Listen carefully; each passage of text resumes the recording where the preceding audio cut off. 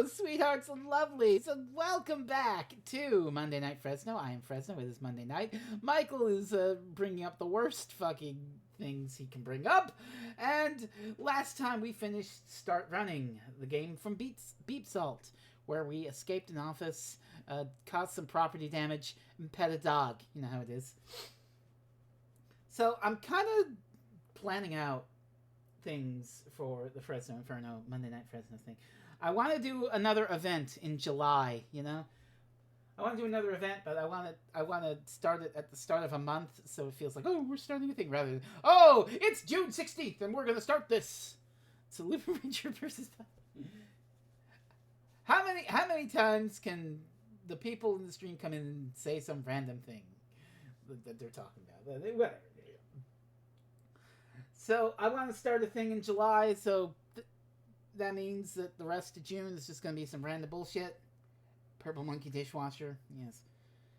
So here is a computer video game that I found, and I don't know if it's free. It might be free, I'm not sure, but here's a game. Here's a game. We're going to play a game right now. And that's all that.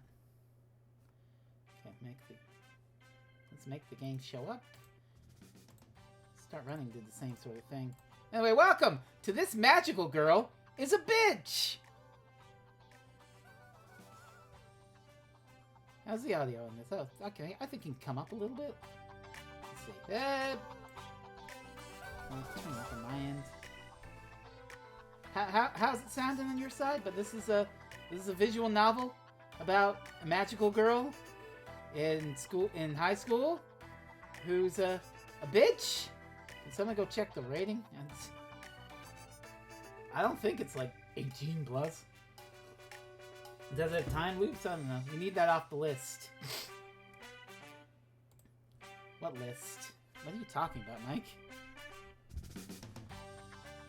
I checked the rating, but fuck it. This magical girl's a bitch, and we're gonna see how bitchy this magical girl is. She's got a nice scowl.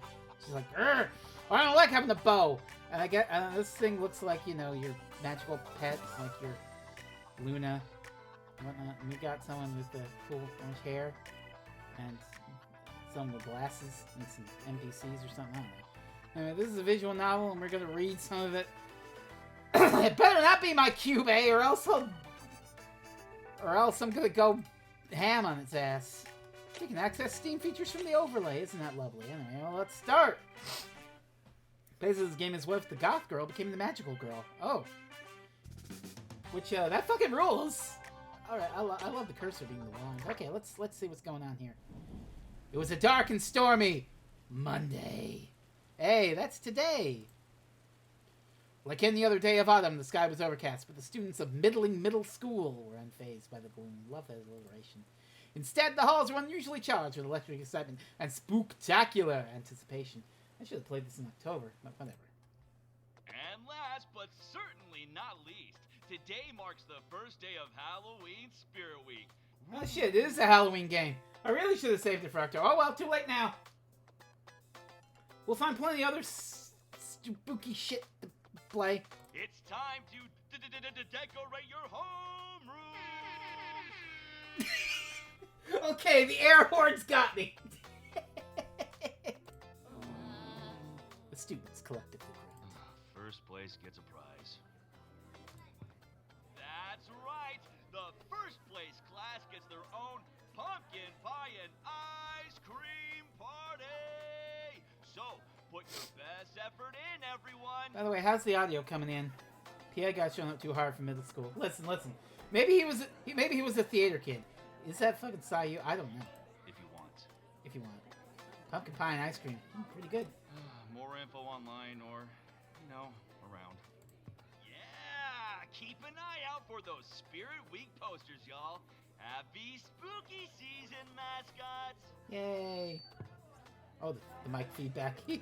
I heard Mrs. Ramirez's class had something really good planned for their deco. Like guaranteed when good. Yeah. They're just trying to intimidate us by spreading rumors. Stu and Dan. I'm fine, Sam. I am. I want to know if y'all can hear the game. You want short, silly VMs, I can recommend a few some of the reading tricks safe. You send the list, Star. You never know. You never know. Something small I could probably kill the time the rest of you with. Okay. Besides, remember last year? Everyone said that one homeroom class had it in the bag, but then there was that fire.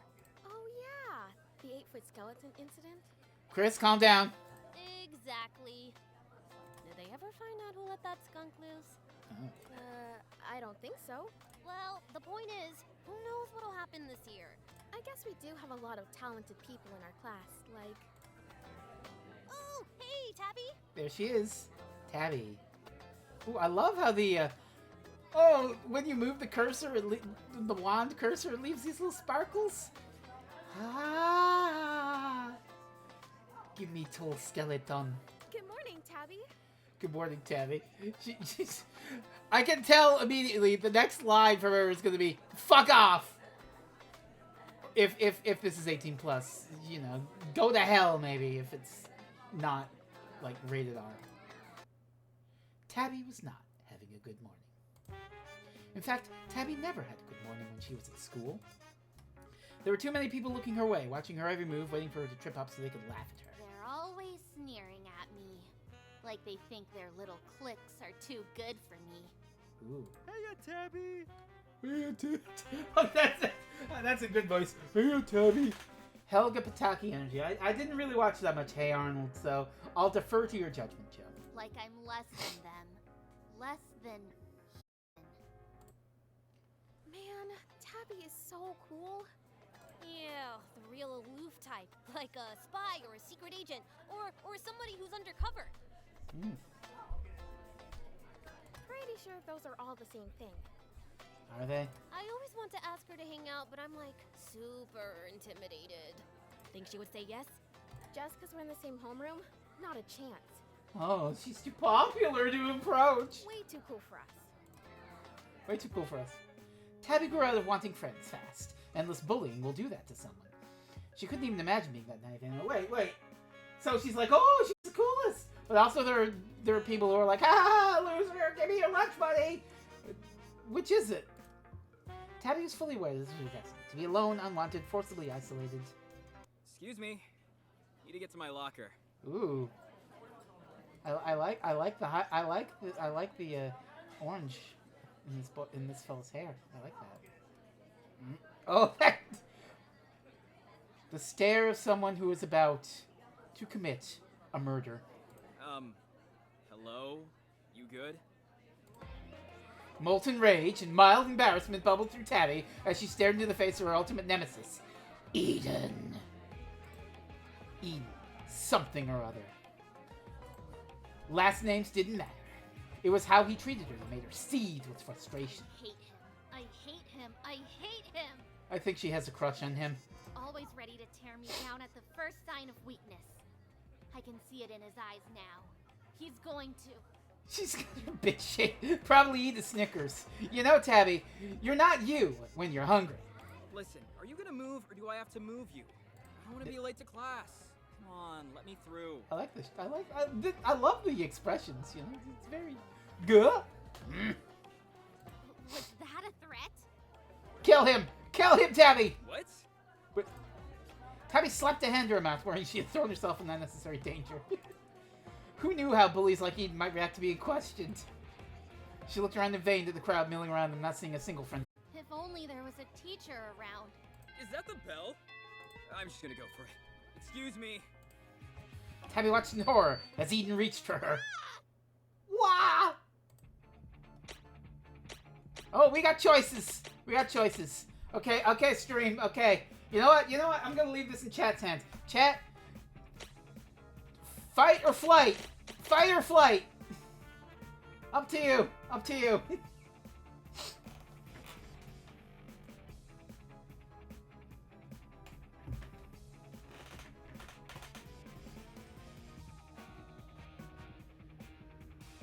Just waiting for the chat to catch up. Oh, the mouse doesn't do the sparkles. Fight. Hesitate! Okay, we got... Defend yourself. got 2 for fight and 1 for hesitate. I guess we're defending her. Fight, fight, fight! Kiss, kiss, kiss! Alright, we're fighting, we're fighting. I feel that's what Tabby would do. Defend yourself! Before she even knew what was happening, Tabby's hand moved on defensive instinct, making contact with Eden's face.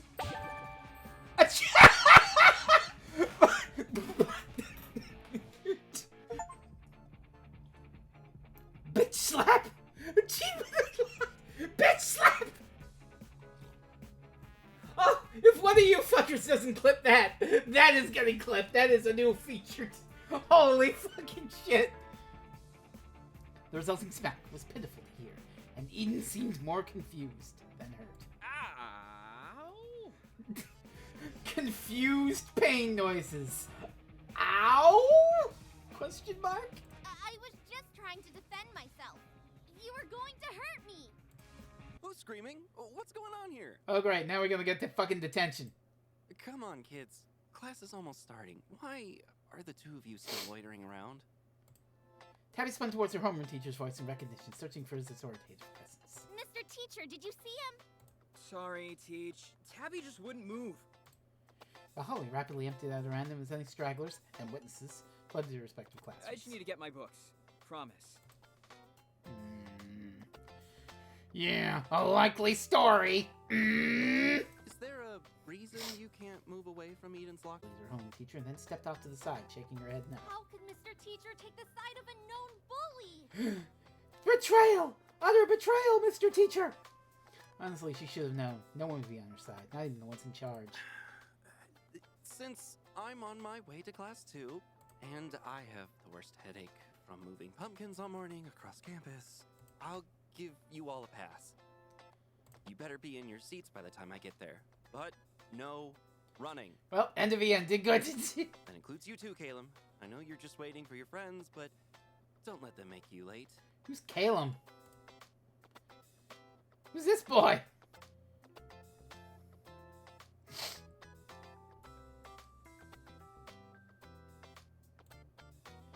For just a second, Tabby considered speaking up and pleading her case, but the moment passed as quickly as it came. Mr. Teacher didn't bother to linger, all but jogging off to greet a different group of students. Tabby stared solemnly at his back before walking briskly in the direction of her classroom. And then Tabby wakes up and she said, "Type." All right, settle down, kids. Mr. Teacher attempted to rein his homeroom class in for the 5th time that morning. Interruption number 3! Nick, you get worse every day! Today we're going to learn about Henry David Thoreau! Just like every other year, the students were too excited about Halloween Spirit Week to pay attention. He decided to launch into his 3-part lesson on the history of Halloween and... Halloween originated from the pagan festival Samhain. That's Samhain, Mr. Teacher! Learn your pronunciation! Which marked the end of the harvest and the dwindling berry between humans and the other world. I wish Lena were here. She'd know what to say. She'd do a better job of teaching the pagan history than Mr. Teacher here. A portion of the students fell for his well-rehearsed talk and began to quiet down. It's easy to forget about all of that in the modern-day Halloween traditions. Yeah. If you want to learn more about the old ways, go rent Halloween 3 Season of the Witch from your local video store and watch as a mask salesman tries to melt the brains of every mask-wearing Halloween child as part of his evil pagan scheme. That's really the plot of the movie, by the way. It fucking rules. But if you take a closer look, you'll see that many have deeper historical roots. It's really quite fascinating stuff. Even so, a handful of students continued to discuss their Halloween plans in hushed excitement. I can't wait for you guys to see how awesome I made my costume for the Halloween party. The lady with the super freaky haunted house on my block helped me design it. Neat. I still can't decide whether to be a zombie werewolf or a vampire ghost. Those. Or the Wicker Man, the original. Yeah. Oh God! Oh Jesus Christ! Unless... Do you think I could be a zombie werewolf vampire ghost? I think that's pushing it, Dan. Oh, are we talking costumes? $20, my monster costume is the scariest. How fitting for the bully to love terrifying people. Your face already scares me. Oh! Oh, snap, Tabby! Oh, shit! Oh, Caleb. The other kids nearby laughed in surprise too, which caught Mr. Teacher's attention. Is something funny? Tabby, do you have something to share with the class? Tabby felt her stomach drop as the whole class turned to stare at her. Tabby tried to swallow the lump forming in her throat, but she just became more nervous by the second. I think we're all just excited to dress up for Halloween. I know I can't wait to decorate homeroom. You would want to decorate homeroom, Eden. You bastard! That's great, but I still have 30 more exciting slides about Halloween throughout the decades. Oh boy. The class collectively groaned. Tabby breathed a quiet sigh of relief. It's really quite interesting. There's fascinating tie-ins with the Day of the Dead and... Day of the Dead? That's a lit zombie movie. Choke on him! Choke on him! The glorious gourds of harvest. I could wax poetic about it. You already gave this presentation before. Well, I did more research, and now I have extra footnotes. I want to hear Mr. Teacher's Halloween pumpkin presentation. Ugh. Oh, fine. I don't know how I'm supposed to have a normal class this week anyway. Why don't we put a twist on it by giving historical context to our proposed decorations? What does that mean? What, reenact the Salem witch trials? Oh no! Oh no, that's a terrible idea, Tabby. That's a cool idea. We could pretend to burn you. Oh shit! Oh fuck! Oh snap! Oh my fucking god! What? You totally just threatened me in front of the class. Surely Mr. Teacher won't let that slide. Surely Mr. Teacher has our back? Yeah, Tabby would be such a good witch. Oh my god. I don't know if the school board would approve of that. Yeah, I think that would be frowned upon by the PTA. He's just going to brush it off? Alright kids, I'll start dividing the class decoration types into groups and share a mini lesson about each of them. So, listen up. Please God, don't pair us up with Eden, anything For but that. instance, why do you think pumpkins became associated with Halloween? Because they were traditionally harvested in the fall, which is the same time as Halloween? Question mark? There's something else that's happening around the same time. Harvest! Harvest! If you want to take care of the jack-o'-lanterns, try and answer. It's harvest! Eager hands shot up in the air. Mr. Cheeky reached out one of them. Because it's harvest season? Yeah. Ding, ding, ding, ding! You got it!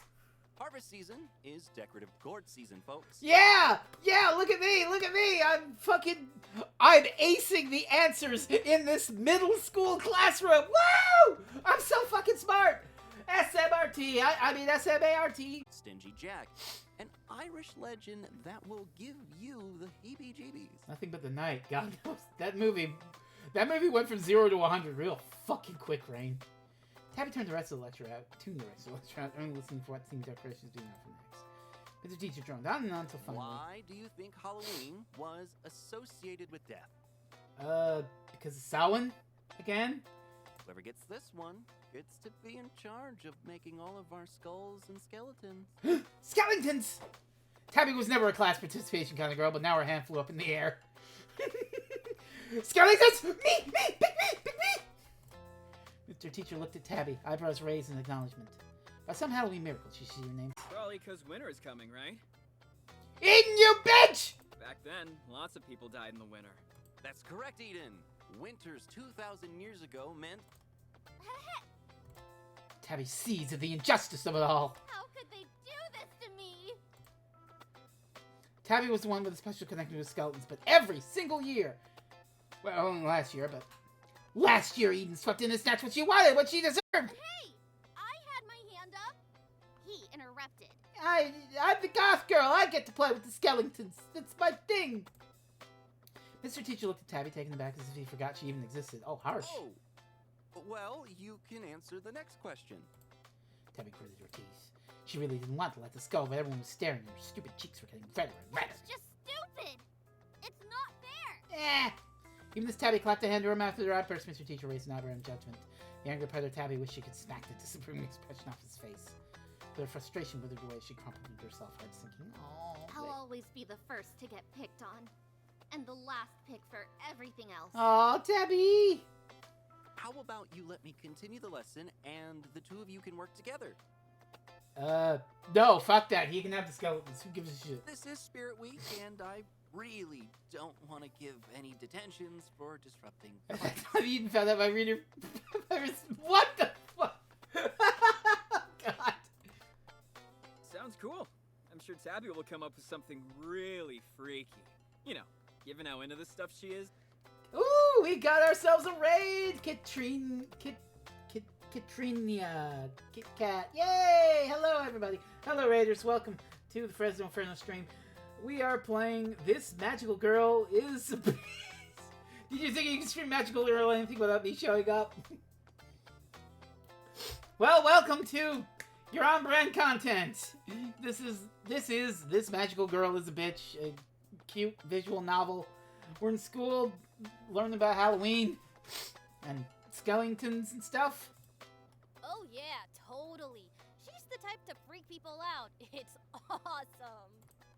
Too bad Tabby works alone. Yeah. Like Batman. Ooh, or the Joker. Ooh. Eden grinned at Tabby. Tabby felt a horrified shiver right down her spine. She braced.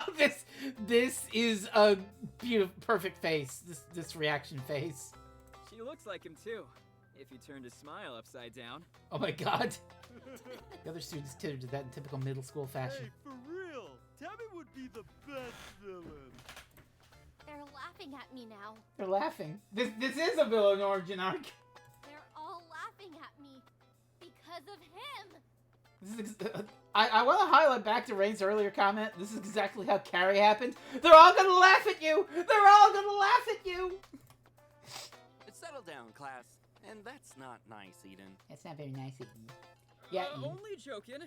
Tabby got me good earlier too. That's just how we do, right, Tabs? If you call me Tabs again, I'm going to rearrange your entire digestive tract, Eden. Eden held out a fist towards Tabby. Tabby fixed him with her best death glare. Classic Tabby. Classic Eden. Would you like to be my friend, Mr. Rock? Well, Tabby, if you want, and I am not working with Eden. I refuse. there's still a couple of other decorations up for grabs. Piper Laurie thought it was a comedy. What? What?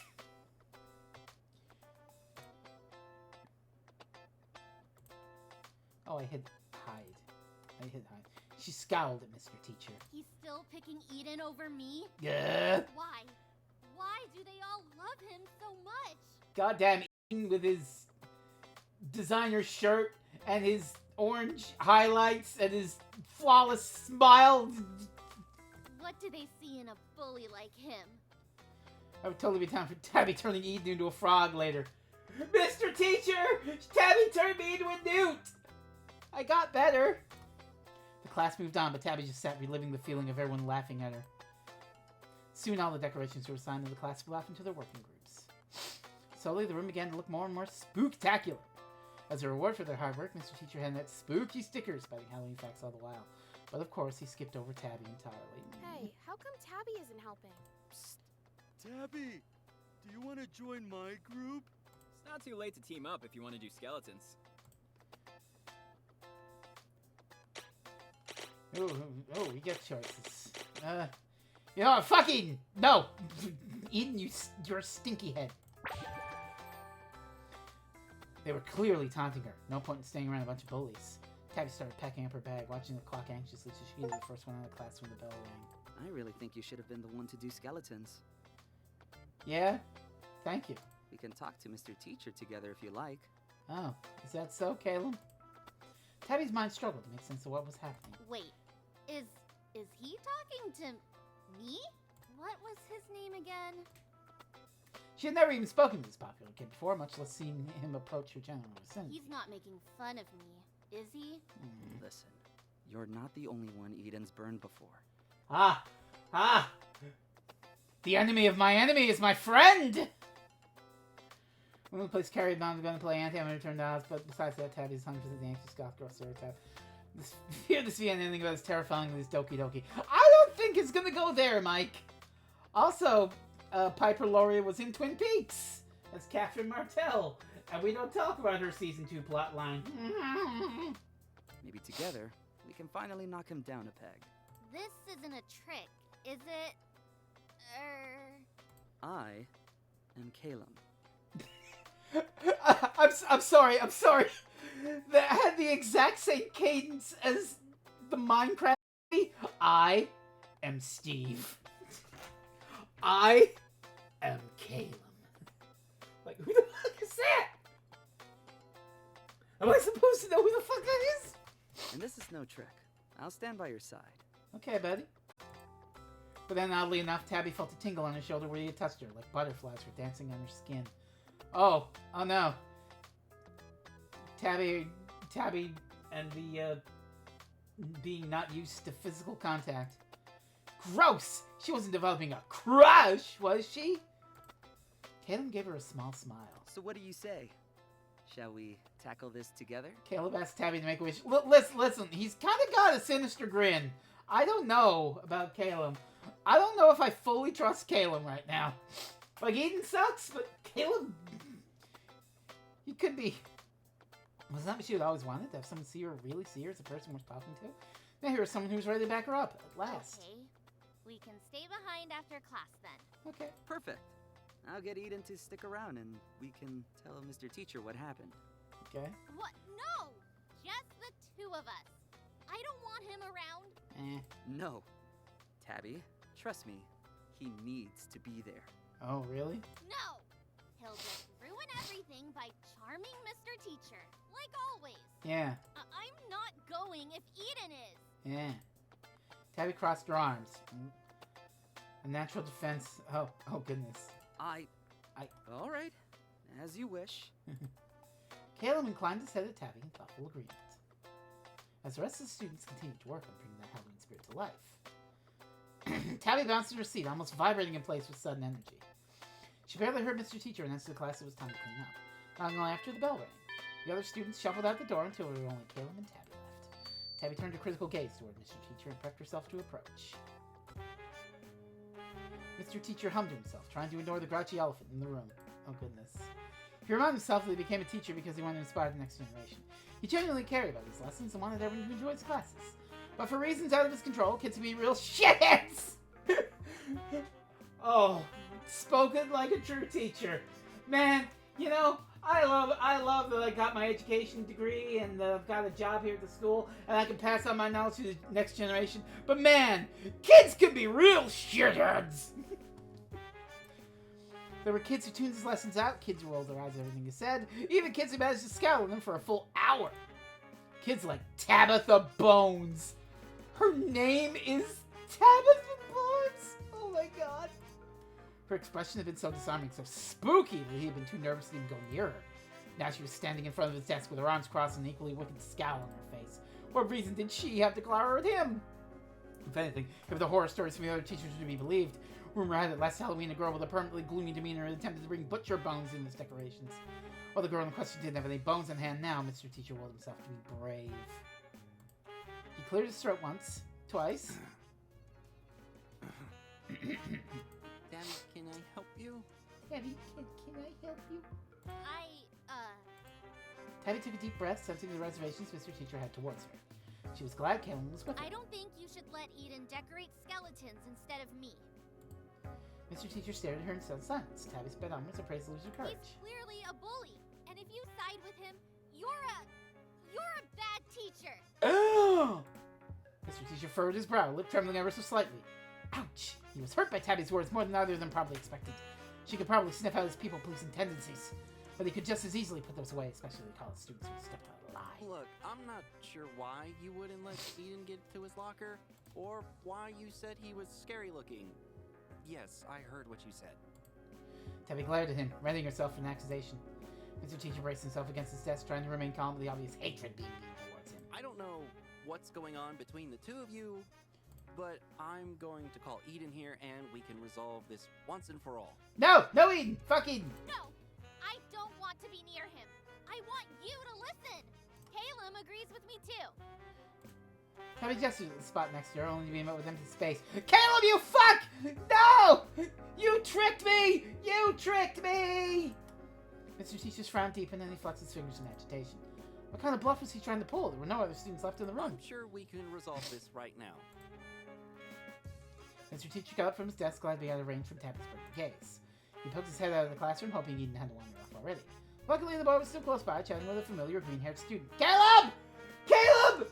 You fucked me over! Yes. Not like that, you know. I am extremely displeased with Eden! Let's put it like that. The hell with Eden! Let's put it like that.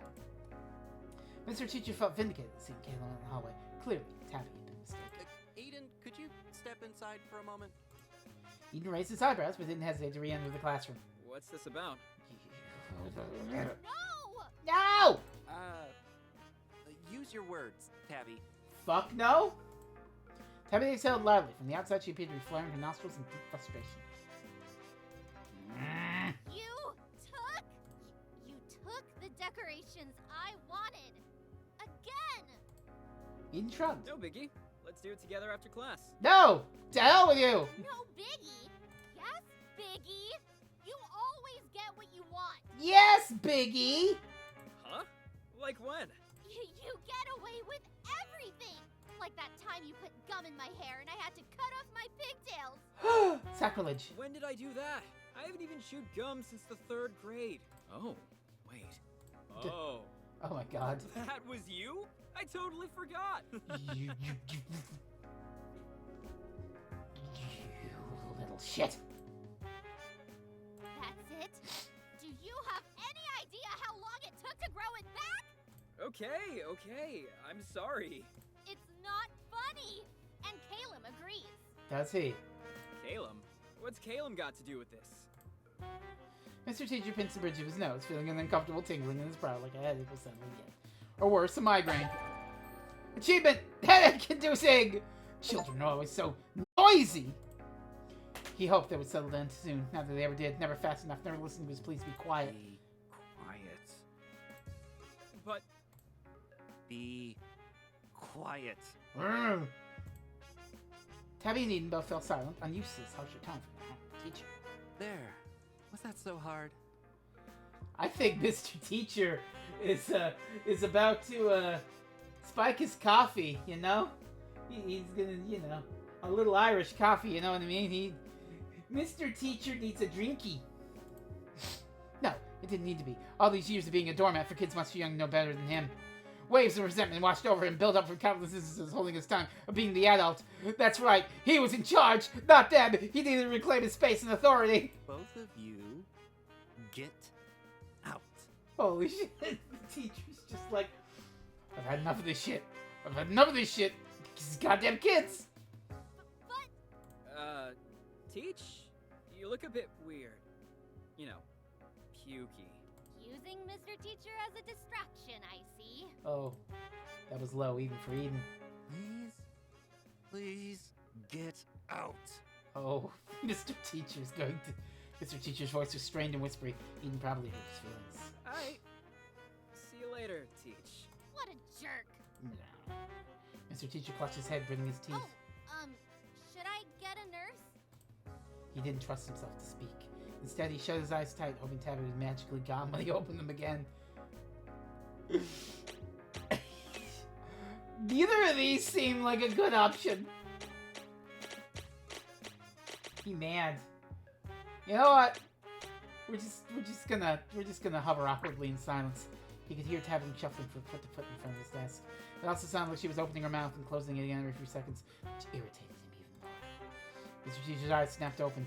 The sight of Tabby still standing around and glaring at him made his blood pressure spike. Why was that brat still here? And he told her to leave!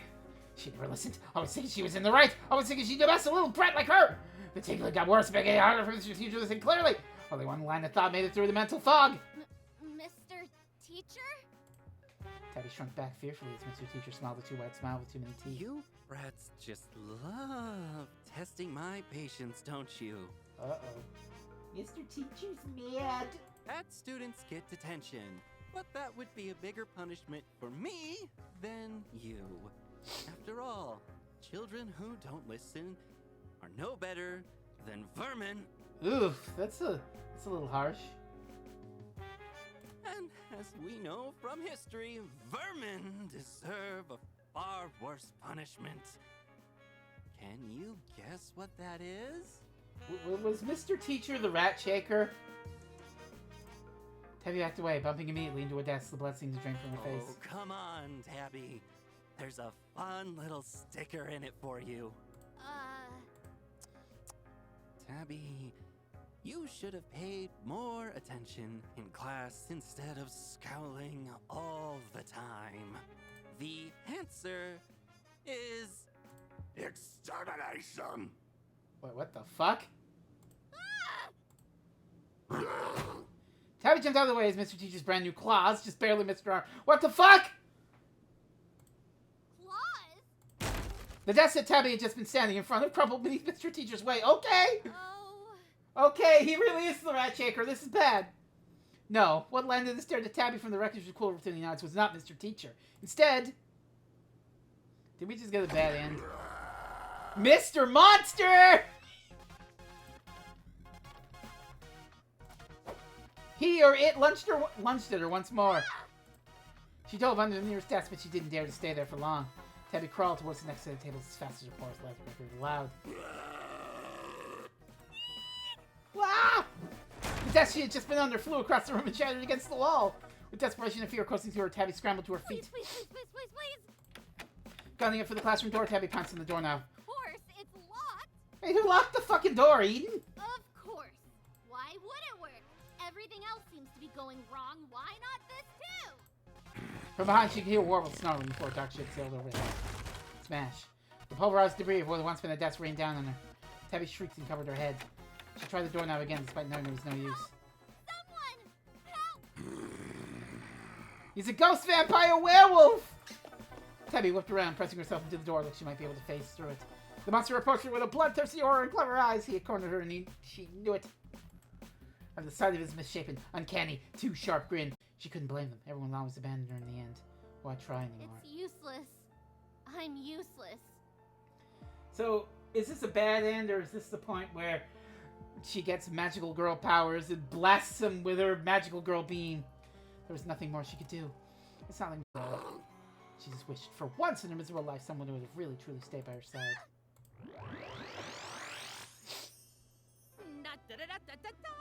Hiya, Tabby. I'm... What the? Oh God, he's about. It'd be really funny if this thing appeared. Hello, Tabby. Oh. What the crap? Hello, Tabby. What the fuck? It bit him on the ass. Mr. Monster chased after the new nuisance, his jaw snapping wildly. Whatever the tiny creature was, he zipped around the room in a panic. I'm Strength, and I'm here to guide you on your... What the bleep is this? Tabitha Bones, do something! What the bleep? He wanted to say what the fuck. Tabby gaped at the little guy in alarm. She had no energy left. The fight was as good as over. What did it want from her? Don't just stand there! Help! Tabby took one long look at Mr. Monster's terrifying teeth and the tiny red beam running around the desks, and hightailed it to the corner of the room as far from them as possible. No, fuck this! I'm not getting involved in this! It's a goddamn monster! I'm just a little girl! What are you anyway?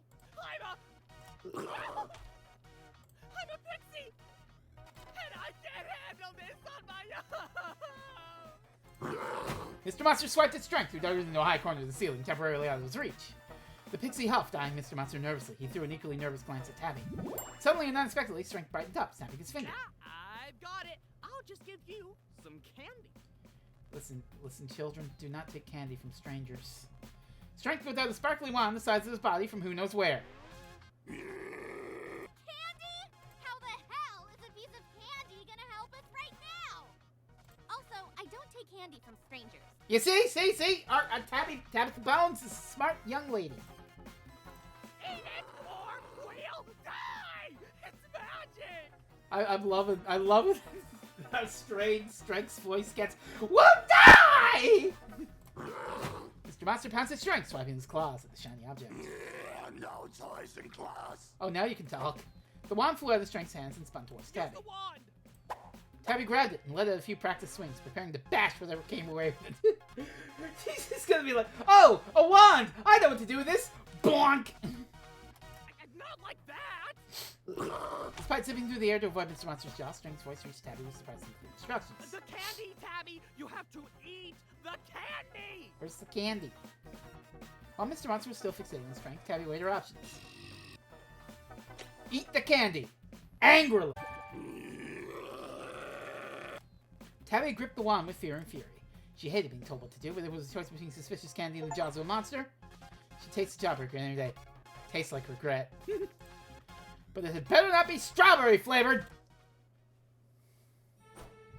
Oh shit! We got a transformation sequence! Wow! Oh.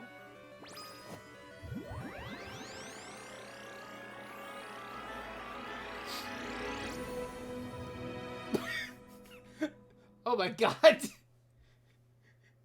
She just looks so fucking confused. That face! I can see through time! What the fuck?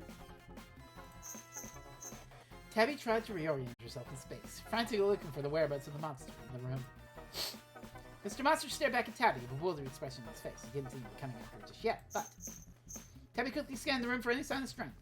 Had he been eaten already? She'd been ready to rip into it, demand an explanation for well everything.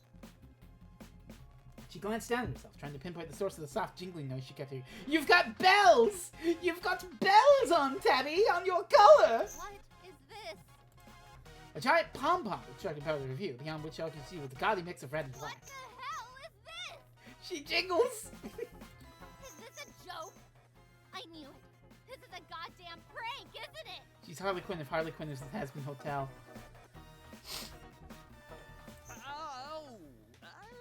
Well, that's new. It is new. It's okay. Everything will be okay. We can work with this. Strength continued rambling, but was nowhere to be seen. Was his voice coming from inside Tabby's brain? Great. I definitely imagined him. Harley Quinn if Harley Quinn was the Has-Been Hotel. Well, it seems like we're stuck together. Yup, I can't move at all, and that's totally okay. I'll just take you through everything. They didn't warn me about this, but it's fine. It's fine. God, this is it. I finally cracked. Why does this title sound so relatable to me? Hi, Seahorse. Our teacher turned into a monster and is trying to eat us, and a fairy appeared and we ate candy and turned into this little Harlequin magical girl. How you doing? Tabby started to shake, half crying, half laughing at the ridiculous situation. The bells in her horrific outfit jingled with her tremors. Mr. Monster tilted his head to the side, eyes glinting. Ding, ting, clink, ting-a-ling. Watch out! Mr. Monster was before in 1 pounce. His claws raked through the air straight towards Tabby's head. By pure instinct, Tabby dodged the attack, doing a backflip across the room. Oh, she did a flip! Sick! Huh? Did I just do that?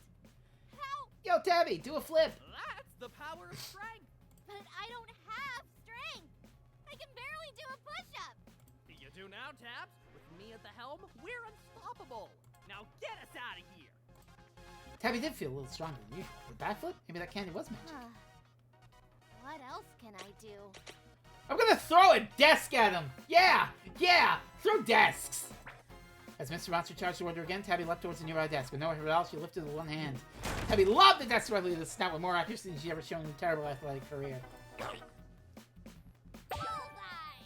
Desk throwing championship! Not so scary anymore, are you? Okay, maybe he deserved that. Go on, try again.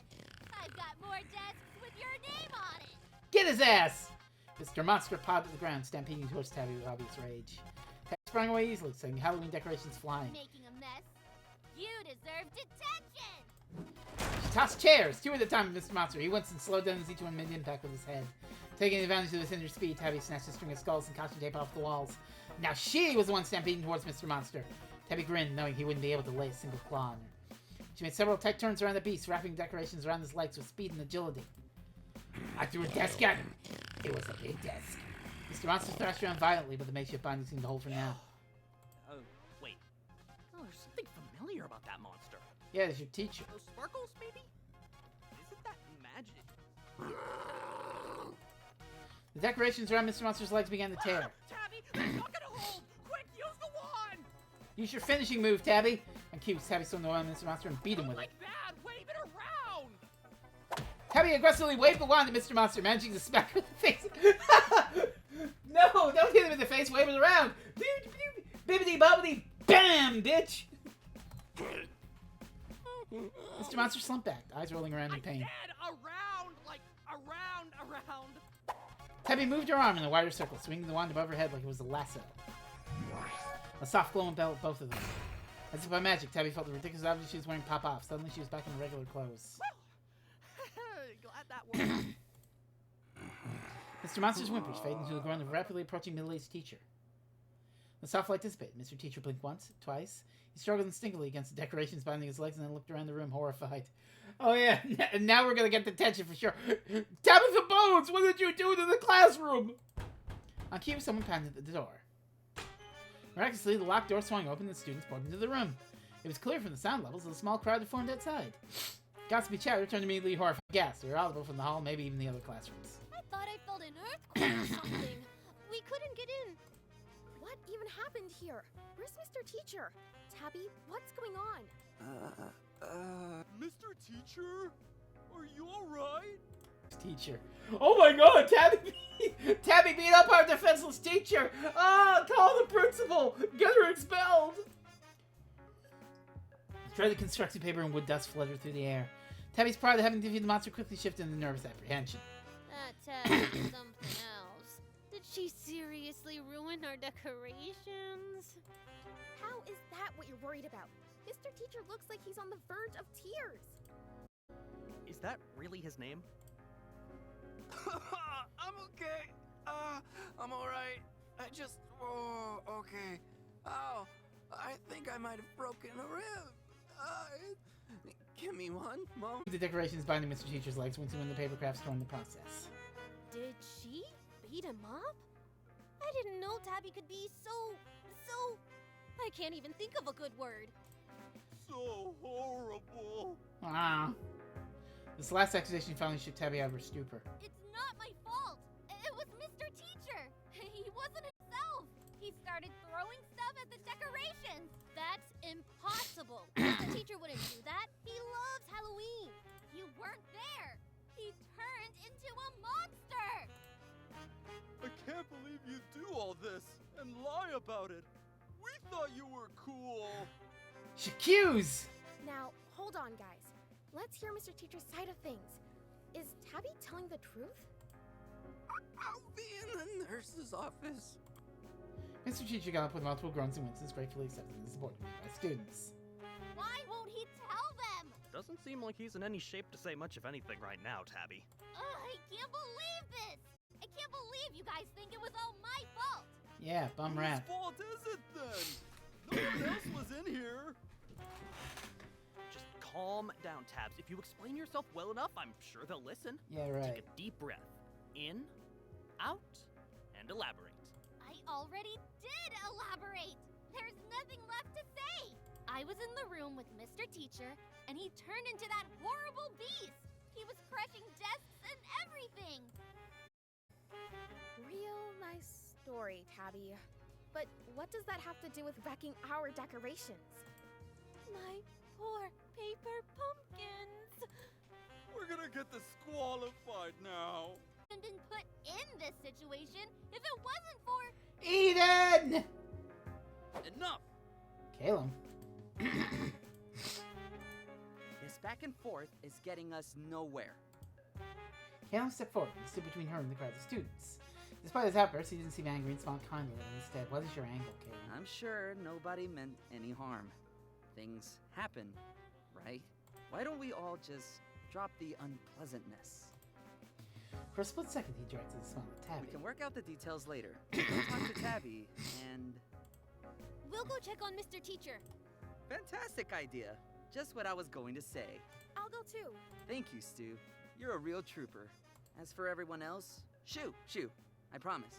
We've got this handled. What is your angle, Caleb? Honestly, at this point, oh, Jesus. After a few seconds, the green-haired boy. So, is this a friend of yours? What? No! I don't hang out with other people. How did I know? Ignoring Strength's comment, Tabby throws her attention on Caleb, unsure if he wanted with her. Or if she could still trust him after he disappeared on her. Oh, shit! Caleb's got a fucking familiar! You're a magical boy! The last thought faded away as Tabby noticed Caleb on the ground on his own on his shoulder. Unlike Strength, Caleb's pixie companion had a quieter energy. He stared at Tabby with open sleepy eyes. Looks like there was a lot of destruction. Indeed, and yet our prize seems to have gotten away. For now. Who are you again? I am Caleb. We spoke earlier this I morrow. am Caleb. Why does he talk like that? Did he always talk like that? No, not you. That. The little guy. The name's Magician. Oh, they're all named after tarot cards. Is this Persona 4? And you are Tabitha. Hold on. Why does everyone know my name? My full name. I don't know your middle name, Tabby. Caleb spoke again, pushing his glasses higher up on the bridge of his nose. You have my apologies. It would seem as though my plans have slightly... what's the word? Misfired. Wait a minute. Did he engineer the situation as bait so that we transform? Misfired? Misfired? That's more than a misfire, you weirdo! You stitched that crazy monster on me? The answer to that is ambiguous. Yes and no. Both can be, and indeed are, true. Oh, I don't know if I like this fella. He seems like a master manipulator type. Can you cut the crap? Explain yourself! And use words under 4 syllables, damn it! My intentions all along have been to get that horrible bully in detention. What? He's a menace. An annoying, terrible menace. Like a cicada in an otherwise perfectly brewed cup of coffee. What kind of weird fucking metaphor is that? Caleb's tirade came to a sudden halt. Words tugged on his collar. In response, the boy tilted his head to listen as the pixie whispered something into his ear. What's that? The metaphor makes no sense. Stop reading my mind, game! Magician nodded. Like a cicada in a screen door. All he does is make a racket without any care of who he's scaring. He stopped for a moment, seeking the pixie's approval.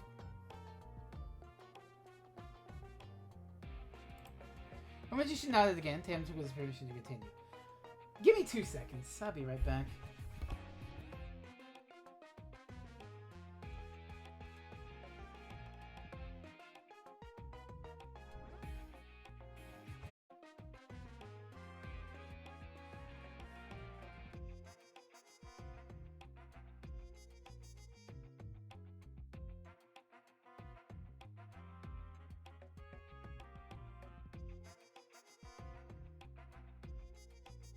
Alright, that was quick. Anyway. As you can see, I'm also a friend of Pixie's. My most powerful ally is Magician, the Pixie of Manipulate. Ah! Manipulation. He is a master manipulator. I fucking knew it. Magician gave Caleb's collar a sharp tug. A magical influence. Yeah, right. I can stack any situation in my favor, with the extra power to trigger transformations, often of an unpleasant kind. What? The assignment was clear from the start. You were trying to get Eden to piss himself when the teacher turned into a fucking monster, but it ended up being Tabby instead. Oopsie poopsie. Get Eden sent to detention, ruin Eden's reputation, book a vacation to celebrate, I don't know. Really scores the lips of Caleb's mouth, strengths around the little face, twisted into an increasingly worried If frown. that was your master plan, you failed, Four Eyes! You got me in hot water instead! Your stupid scheme was super convoluted. You think a big Dumbo like Eden could have survived those teeth long enough to get detention? If he transformed, yeah. Even if you wanted to terrify him, you didn't have to deadlock the door. I could have been killed! The door? But that's never happened. Power doesn't work on inanimate objects. I told you it was a terrible plan, Caleb. You should have listened to me. Caleb frowned, clicking his throat. I didn't mean for you to get involved, of course. But you were never in any real harm. Real harm my ass! That fucking teacher monster was about to rip you to shreds! I would have stepped in. You understand? had your powers. Yeah, you would have stepped in. You would have stepped into her goddamn guts on the floor after one misstep in the claws scratching her. Everything was still within my calculations. Yeah, sure, Calum. And had to keep the monster contained. It would have been a disaster if the beast rampaged through the school. Yeah, no shit. You might have been blamed for some kind of horrible witchcraft. Yeah, good thing that Tabby hasn't been blamed for doing something she didn't do. Oh. So, you were just looking out for me? Exactly. You think I would have just abandoned you in your time of need? Yes. Yes. See. Of course not. I had to play my cards right for our sake. Doubt. Which unfortunately involves subjecting you to close proximity with that orange-haired wreck. Yeah. I mean, I could go for Snickers right now, to be fair. But he was almost in our grasp. Look how close we got. Yes, look how close we got. How close we got to ruining Eden with his pretty hair and his perfect shirt and his flawless smile. I hate him. How I hate him so much. Indeed. Imagine what the two of you could achieve together, fully powered up. Oh, God. Yes, the heights we could reach, the punishment we could inflict. Calum, you're veering into supervillain monologue territory here. Tone it down a notch, honey. Or we don't think about that. I'm a big fan of talking things out instead. Your execution was patchy at best, but I can agree that it would have been pretty entertaining to see that guy suffer for once. Okay, there's suffer and then there's go too far. Yes, I knew you would understand. Only we can bring that candy gobbling fool to his knees. I feel like two evil masterminds are just getting together.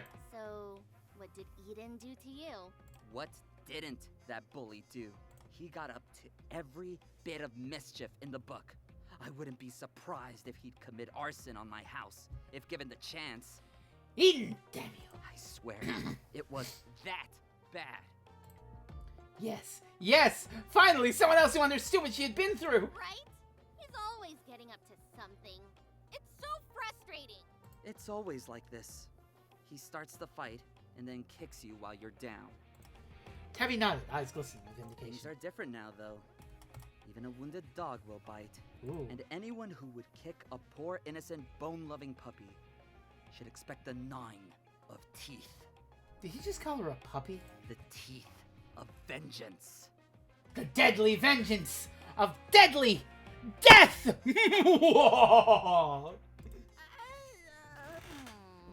So what you're saying is, technically, we're not the ones in the wrong here. Technically. Eden is an annoying prick. So when I argued with Eden, it was probably his fault. Huh? Yes. In that case, what I really need to do is to use my powers to purge evil. I love her interesting interpretation of what fighting evil means. What? Like you said, there's nothing more evil than tormenting an already tortured soul. Tabby grinned, gleefully coming to a conclusion. So if Eden is evil, then I can blast him!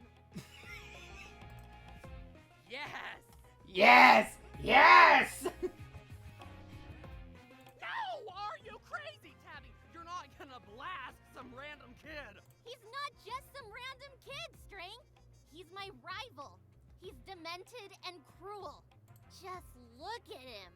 Who knows what kind of fucked up and wicked plans are brewing under those cheap, box-dyed highlights. We dropped the F-bomb, kids! We dropped the F-bomb! Rated M for mature! Rated M for mature! 14-year-old magical girls shouldn't be saying the fuck word, though. Even though Eden's cheap box-dyed highlights... He's asking for a blasting. His ass is blasted! If you blast him, you'll go to magic jail. There's no such thing. He's asking for a highly legal and purely metaphorical blasting. Well, as fun as it would be to vaporize every annoying person on Earth, there are other ways to get revenge on them. Yeah, like rolling them up in the carpet and throwing off a bridge! Fun? Wait, revenge? What's wrong with some healthy spite strength? You look like someone pissed in your cereal. Oh my god. Tabby, we can't be talking about the same stuff here. Vanquishing evil is cool, but you're getting it all wrong. Evil isn't just whatever you don't like. Well, it seems you're being outvoted at the moment. None of us like it. Womp womp. Besides, vengeance is the strongest emotion there is. That's true. Real strength happens when you want to move heaven and earth for a just cause, right? And our cause is most certainly just. Doubt. An 8th grade boy. An 8th grade boy! An 8th grade boy! Oh, I love this transition. Adorable. It was a dark and stormy Tuesday. Technically, there isn't a law against believing in your uncle's dark magic. As thick clouds gathered overhead, the Youngstown Middle School was charged with the fervent whispers of students spreading the latest news. Did you hear? That's what I heard too. All that effort. Pumpkins are all ready to go in the multi-purpose room. Oh, my back. That's a mood, Mr. Teacher. Oh, my back. That's a mood for any middle-aged person. A lot of us here can sympathize with that. Ooh, my back. Today is Tuesday. That's right! It's Tuesday, mascots! Today is the second day of Halloween Spirit Week, and you know what that means. Wait, are there two guys announcing one of them is upbeat and the other is depressed? That's a hilarious dynamic. It's time to judge your homeroom decorations. I wonder who's getting last place, not the destroyed classroom. Yes. The judges will be around soon. To check out all of your great work. So get those finishing touches in as soon as you can. And maybe we should use our magic to make the best Halloween decorations so we can win the contest. Or don't. But don't worry if you don't win today. Tomorrow we'll be hosting more spooky activities for all mascots to enjoy. And now, sports. The volleyball team! Yay, volleyball! Yay, volleyball! Tabby tuned out the rest of the announcement. Despite her bravado yesterday, she felt a sense of dread about entering her homeroom classroom. The gnawing ache in her gut at the thought of having to interact with her classmates wasn't anything new. But this was a weird feeling to be having in light of recent events. I'm all powerful now. Why should I be afraid of what other people think? Because that still matters? Strength popped up from inside Tabby's hood, shaking his head vigorously. No, you should be worried. That feeling, it's coming from a place of weakness. Weakness! I was going to say guilt. Strength climbs gingerly on his Tabby's shoulder. Listen to me, Tabby. It's not weak to feel bad because you messed something up. The solution. I just love. I fucking love this dynamic. It's like Jiminy Cricket. But if Pinocchio, we shouldn't go. Or maybe we should go there, or maybe we should steal because they deserve it. Even if it wasn't your fault, but you also shouldn't brush everything off like nothing happened. You did cause some damage, right? Yes, exactly. What? You're agreeing with me? I did cause some damage, but I should have caused more damage. I mean, that's great. Strength through the close look at Tabby's ear, really rubs his hands together uneasily. What exactly is it you're agreeing with? You said it wasn't my fault, and it wasn't. So I shouldn't feel bad. That's all you got out of that, huh? I mean, I guess what you're saying isn't entirely wrong, but Tabs, maybe, just maybe, with great power... Tabby twirled one of her braids absentmindedly around her finger. With great power, I can finally even the odds. Hey, wait, that's not how that quote goes. All my life, I've been in the lowest part of the food chain. Easy prey. It's not nice to prey on the weak, is it, Strength? No. Tabby nodded sagely. Like Calum said, I have vengeance to execute, evil to purge. On behalf of us weak victims everywhere! She's such trash. I fucking love it. So I'm not going to waste time thinking about anyone's feelings. Just like they never thought about mine. Oh my god. As Strength struggled to turn the moment into a learning opportunity, Tabby strode into class, head held uncharacteristically high. She froze in the doorway, shocked by the interior of the classroom. What? Tabby expected everyone to turn to an entrance and start whispering about her. Instead, her classmates barely registered her presence or outburst. More bizarrely, the destruction left in the wake of her unexpected battle yesterday. It's all fixed? Fixed is a strong word. The decorations have been painstakingly taped back together, some covered in a new layer of paint and glued to hide the tears and cracks. A pile of broken tables and chairs were haphazardly shoved to the side, and some students were sitting on the ground. Tabby ran on Strength. Hey, don't look at me. I was in your backpack all night. Smelled like pencil shavings and old sandwiches. Don't know how I managed to rest in there. If you didn't do it, then who? I bet it was Eden. And he's like, "Hey guys, look at me! I valiantly stayed up all night and fixed the classroom. I'm the class hero." There's a achievement called FAFO description you found out. I wonder what that's for. A fellow classmate stared wide-eyed at Tabby, who appeared to be arriving at nothing. Hi, Tabby? Is everything okay? Who fixed the... Everything is... Oh, back to normal, right? Yeah, when we got here this morning, everything had been all patched up. The other student gave Tabby a careful look. You know, at first we thought maybe you'd be the one to do it. Sitting on face-down position in a dark black and orange street hair sprawled across the desk. Eden! He's been half asleep all morning, and then we were like, of course. Of course it's been Eden. Of course it had been Eden. Getting on their good side, making me seem like a bad guy. Strength cautiously poked his head up from Tabby's hood and she was steered clear from the view of the other students. Tabby, hey, stay calm. I know what you're thinking. Staying behind without warning to fix everything so they would think it was me, and then think I wasn't that nice. It's a goddamn conspiracy, I tell you. Hey, Eden, you awake, bro? Class is about to start in a few minutes. A few other students gently patted him on the back and said with a jolt, startling more than a few of them. Oh, thanks. Hey, I heard you were the one who patched all of our decorations, Eden. Eden gave the curious onlookers a slick outside half smile, but didn't confirm his suspicions. He really didn't have to. His fingers were still slightly crusted in orange paint in the solid layer of glitter. Tabby heard a gentle pounding in the distance, like a war drum coming from a long way off. It took her a moment to realize it was the pounding of her own heart slowly growing louder in her ears. Yeah, thanks, Eden. You're our hero. Let me buy you a cookie at lunch. You've earned it. Eden! Me like a soda or something. You work so hard. Nah, I'm all set on sweets. He gave a good-natured pat to the jack-o'-lantern orange box sticking by his backpack. Oh, right. Forgot candy is like your thing. So cool that you don't have... Damn that Eden with his flawless smile! Eden flashed him with a warbling, pearly smile. To Tabby, it felt disingenuous at best, insidious at worst. Like he was mocking her with how well he got along with everyone else. The pounding shifted into a distant roar in her ears, almost drowning out the nervous mothering of her classmate. I'm lucky he got to it, right? Otherwise, we'd have to scramble at the last minute. Or, I don't know. Some people were gonna ask you if you weren't too busy to help out, too. I bet they were relieved I didn't. Sorry, what was that? No, Tabby, come on. Nobody is saying that. They don't have to say it. I know. Just leave me alone. Oh, okay. I bet they were relieved they wouldn't have to buy gross little Tabby a cookie. Buy Tabby a cookie. She deserves a cookie. The bell rang, signaling the start of class.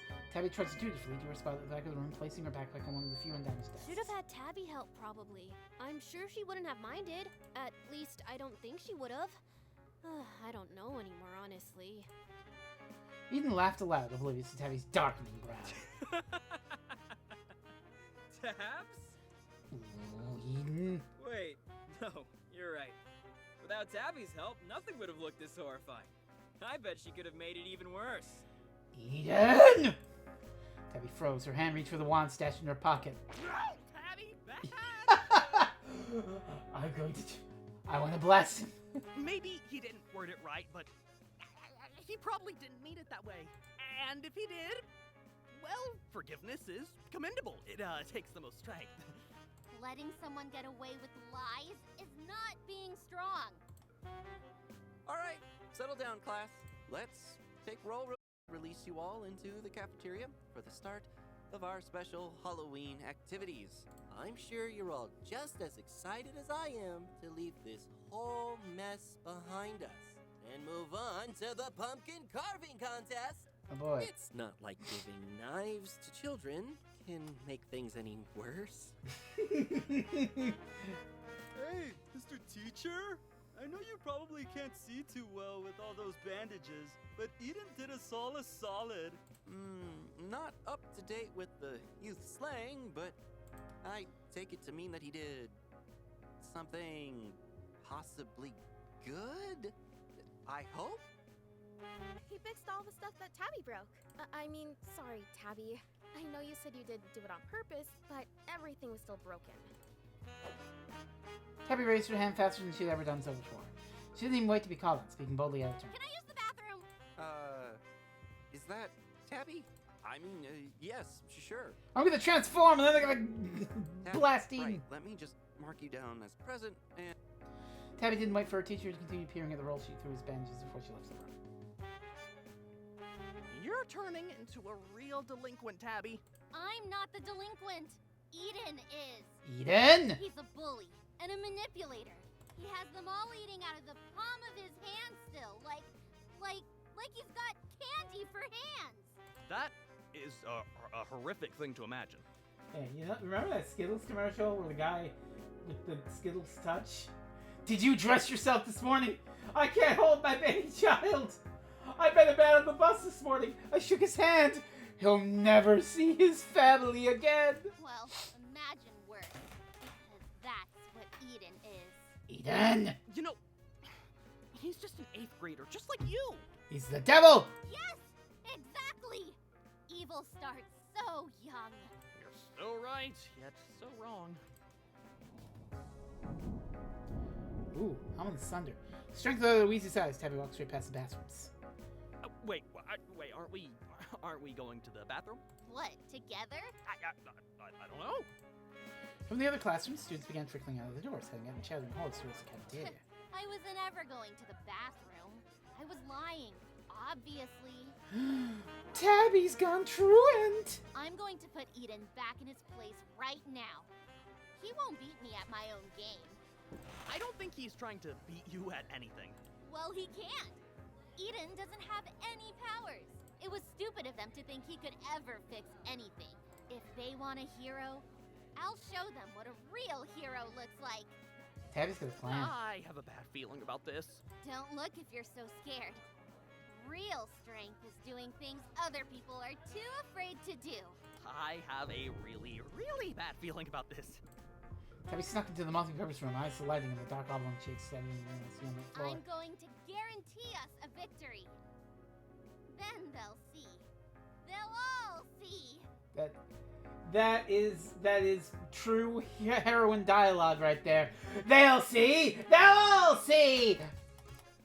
Tabby, why are you picking up those pumpkins? Where are you taking them? This isn't our classroom. Tabby, no!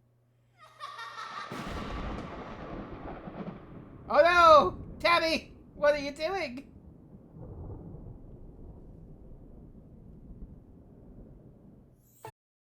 What? Oh. It was a dark and even stormier Wednesday.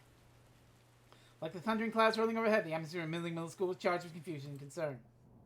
Spirit Week! But we're not slowing down just yet. For today's big event, we have our Jackal! Oh? No way. Really?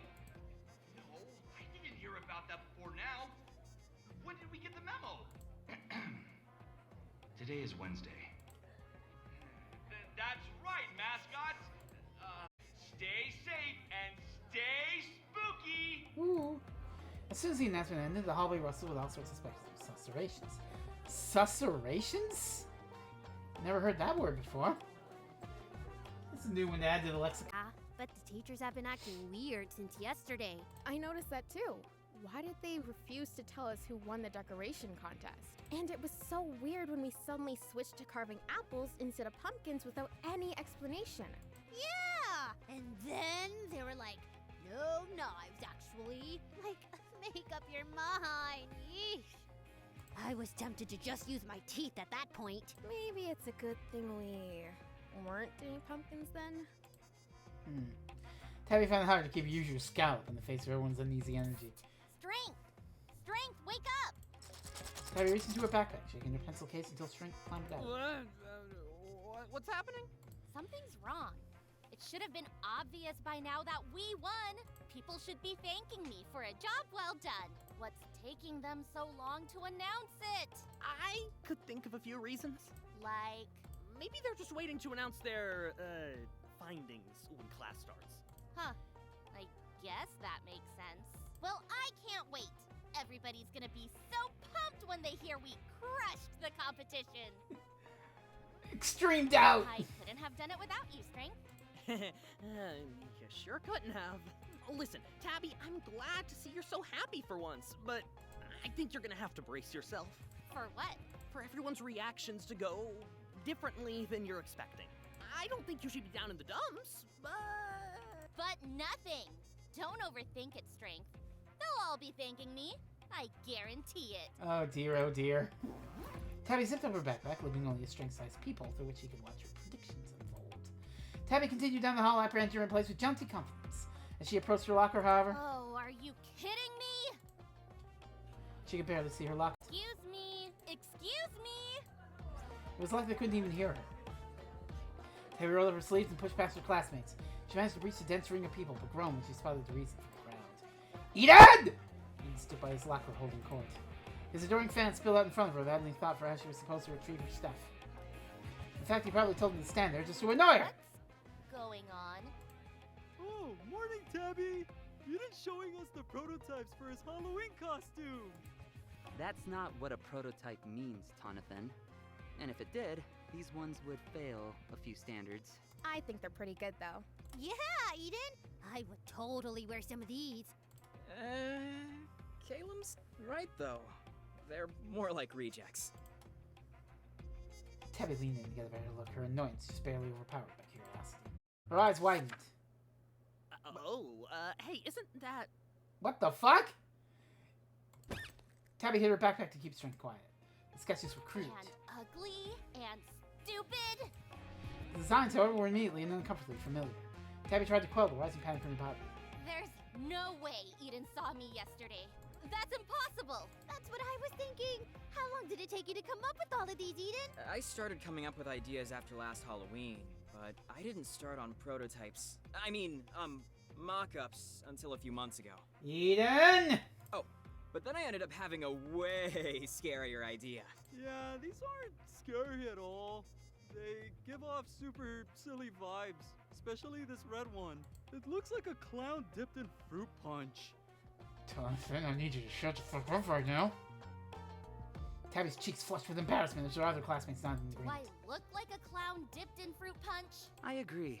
Those colors are comically hideous when paired together. Oh, Caleb, don't you fucking I start! can see why you changed your concept to something with more panache. Yeah. They're super goofy. And is that a leotard? That's so lame. Hey! Tabby whacked her backpack again. Right? And uncomfortable too. Kinda proud of them. Maybe I'll repurpose them for something else instead. His musings were cut off from the belt. Shoot! Time to go! Eden shut his sketchbook with a loud thwomp. Oh man. The crowd of students began to disperse. Aren't you gonna get your books? Oh, yeah.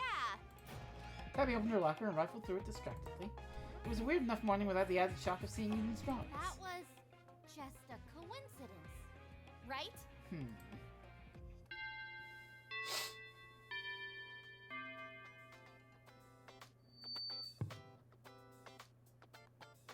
Hey, class?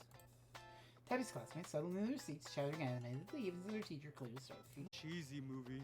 Tender loving ghosty ball. Or whatever it's called. Tender, loving, ghosty ball? What the fuck is that? Why can't she give a good old classic slasher a chance? Isn't she like 7? Class? I try to hype her up to watch Too Cursed, Too Curious 4 with me, but she just cries until I put in Tender Lovin' Who You Gonna Call. These are amazing movie titles, by the way. I want to watch all of these movies. So then I end up watching it over and over. Ugh, you know what's really scary? Tooth decay documentaries. Tooth decay documentaries. Ooh. My parents make me watch them every year once August hits. Oh God. There's more than one documentary on teeth? Mr. Teacher cleared his throat the third time. Hey, guys! Shut up! Thank you, Eden. Ugh, there he goes again, gaining brownie points. Class, I have some bad news. Hmm? Students fell silent. Mr. Teacher's on this The time. pumpkin carving contest has been canceled. Oh no! Why could that be? Didn't they announce that already? The background characters are fantastic. Yeah, they're great. I love that instead of John, it's just Tonathan. Why Tonathan? What does that mean? Yeah, but I thought we were just gonna do it today instead. You don't think no pumpkins at all? That's exactly right, Den. The Jack-o'-lantern contest will not be happening this year. Oh no. I practiced carving incisors for nothing. What are we doing instead? Unfortunately, there will not be a replacement activity. Especially not for our class. Oh, what does that mean? What? Why not? Sometime yesterday, someone, or more likely, multiple people, went on a rampage and destroyed the decorations in each homeroom right before the judges got there. Every single homeroom was covered in pulverized pumpkin pieces, except for ours. Tabby.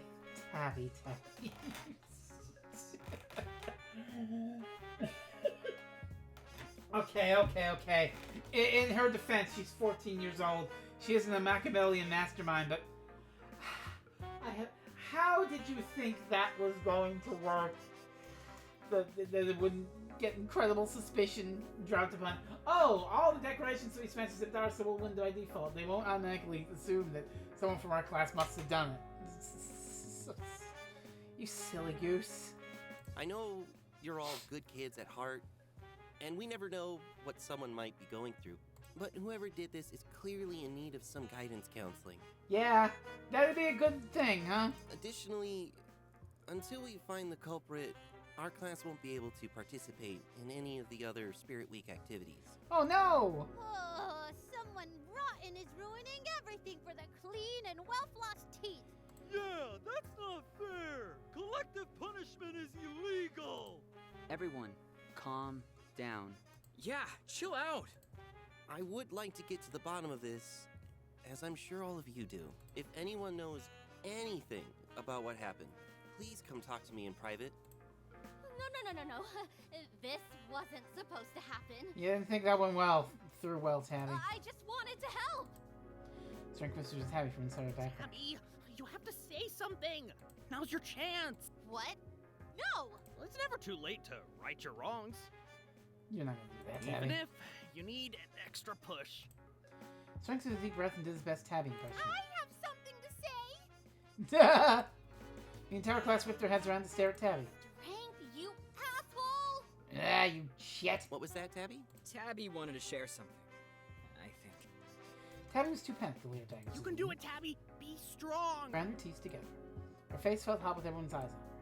What am I even supposed to say now? Blame me. Blame someone random. Blame Mr. Teacher. Blame Strength. Or own up.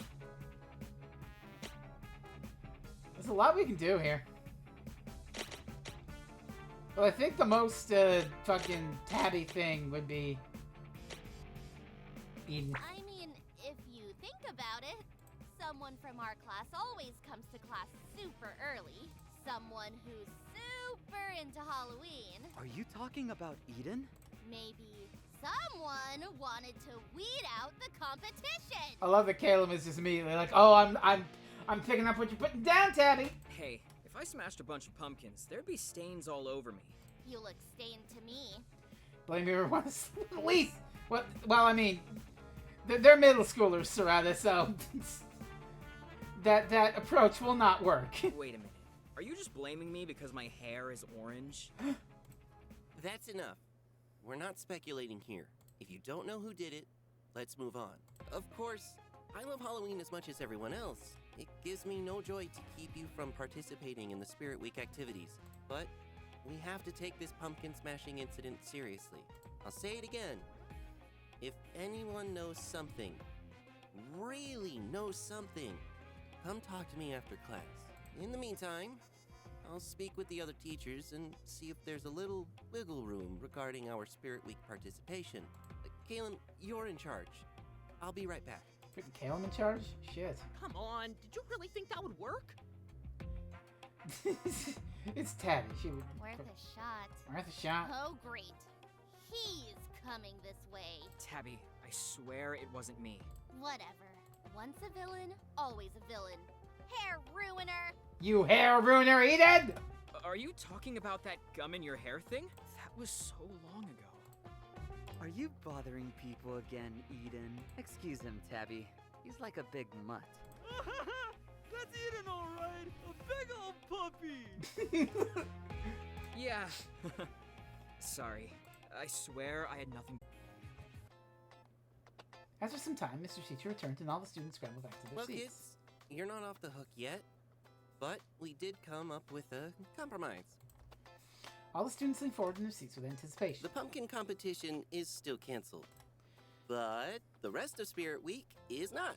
In the meantime, we're sending letters to your parents explaining what happened, and we will give the culprit until the end of Spirit Week to own up. Mr. Teacher paused and looked around the room. However, if no one comes forward, well, we haven't decided yet between detention or some sort of volunteer activity to make up for it. But, all right, settle down. As I was saying, a decision has not been made yet, but everyone will have to participate. Honestly, I'm remembering, I don't even remember what it was now, but in 8th grade, somebody did, I think somebody broke a window or something.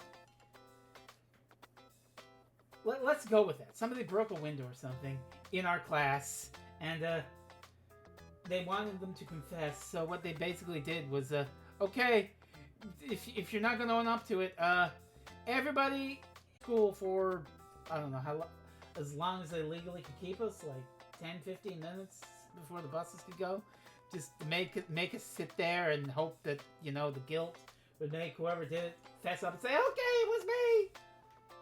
But I don't think anyone ever fessed up, and I don't remember how long it lasted. We're talking about like we're talking about over 20 years ago now, so who knows?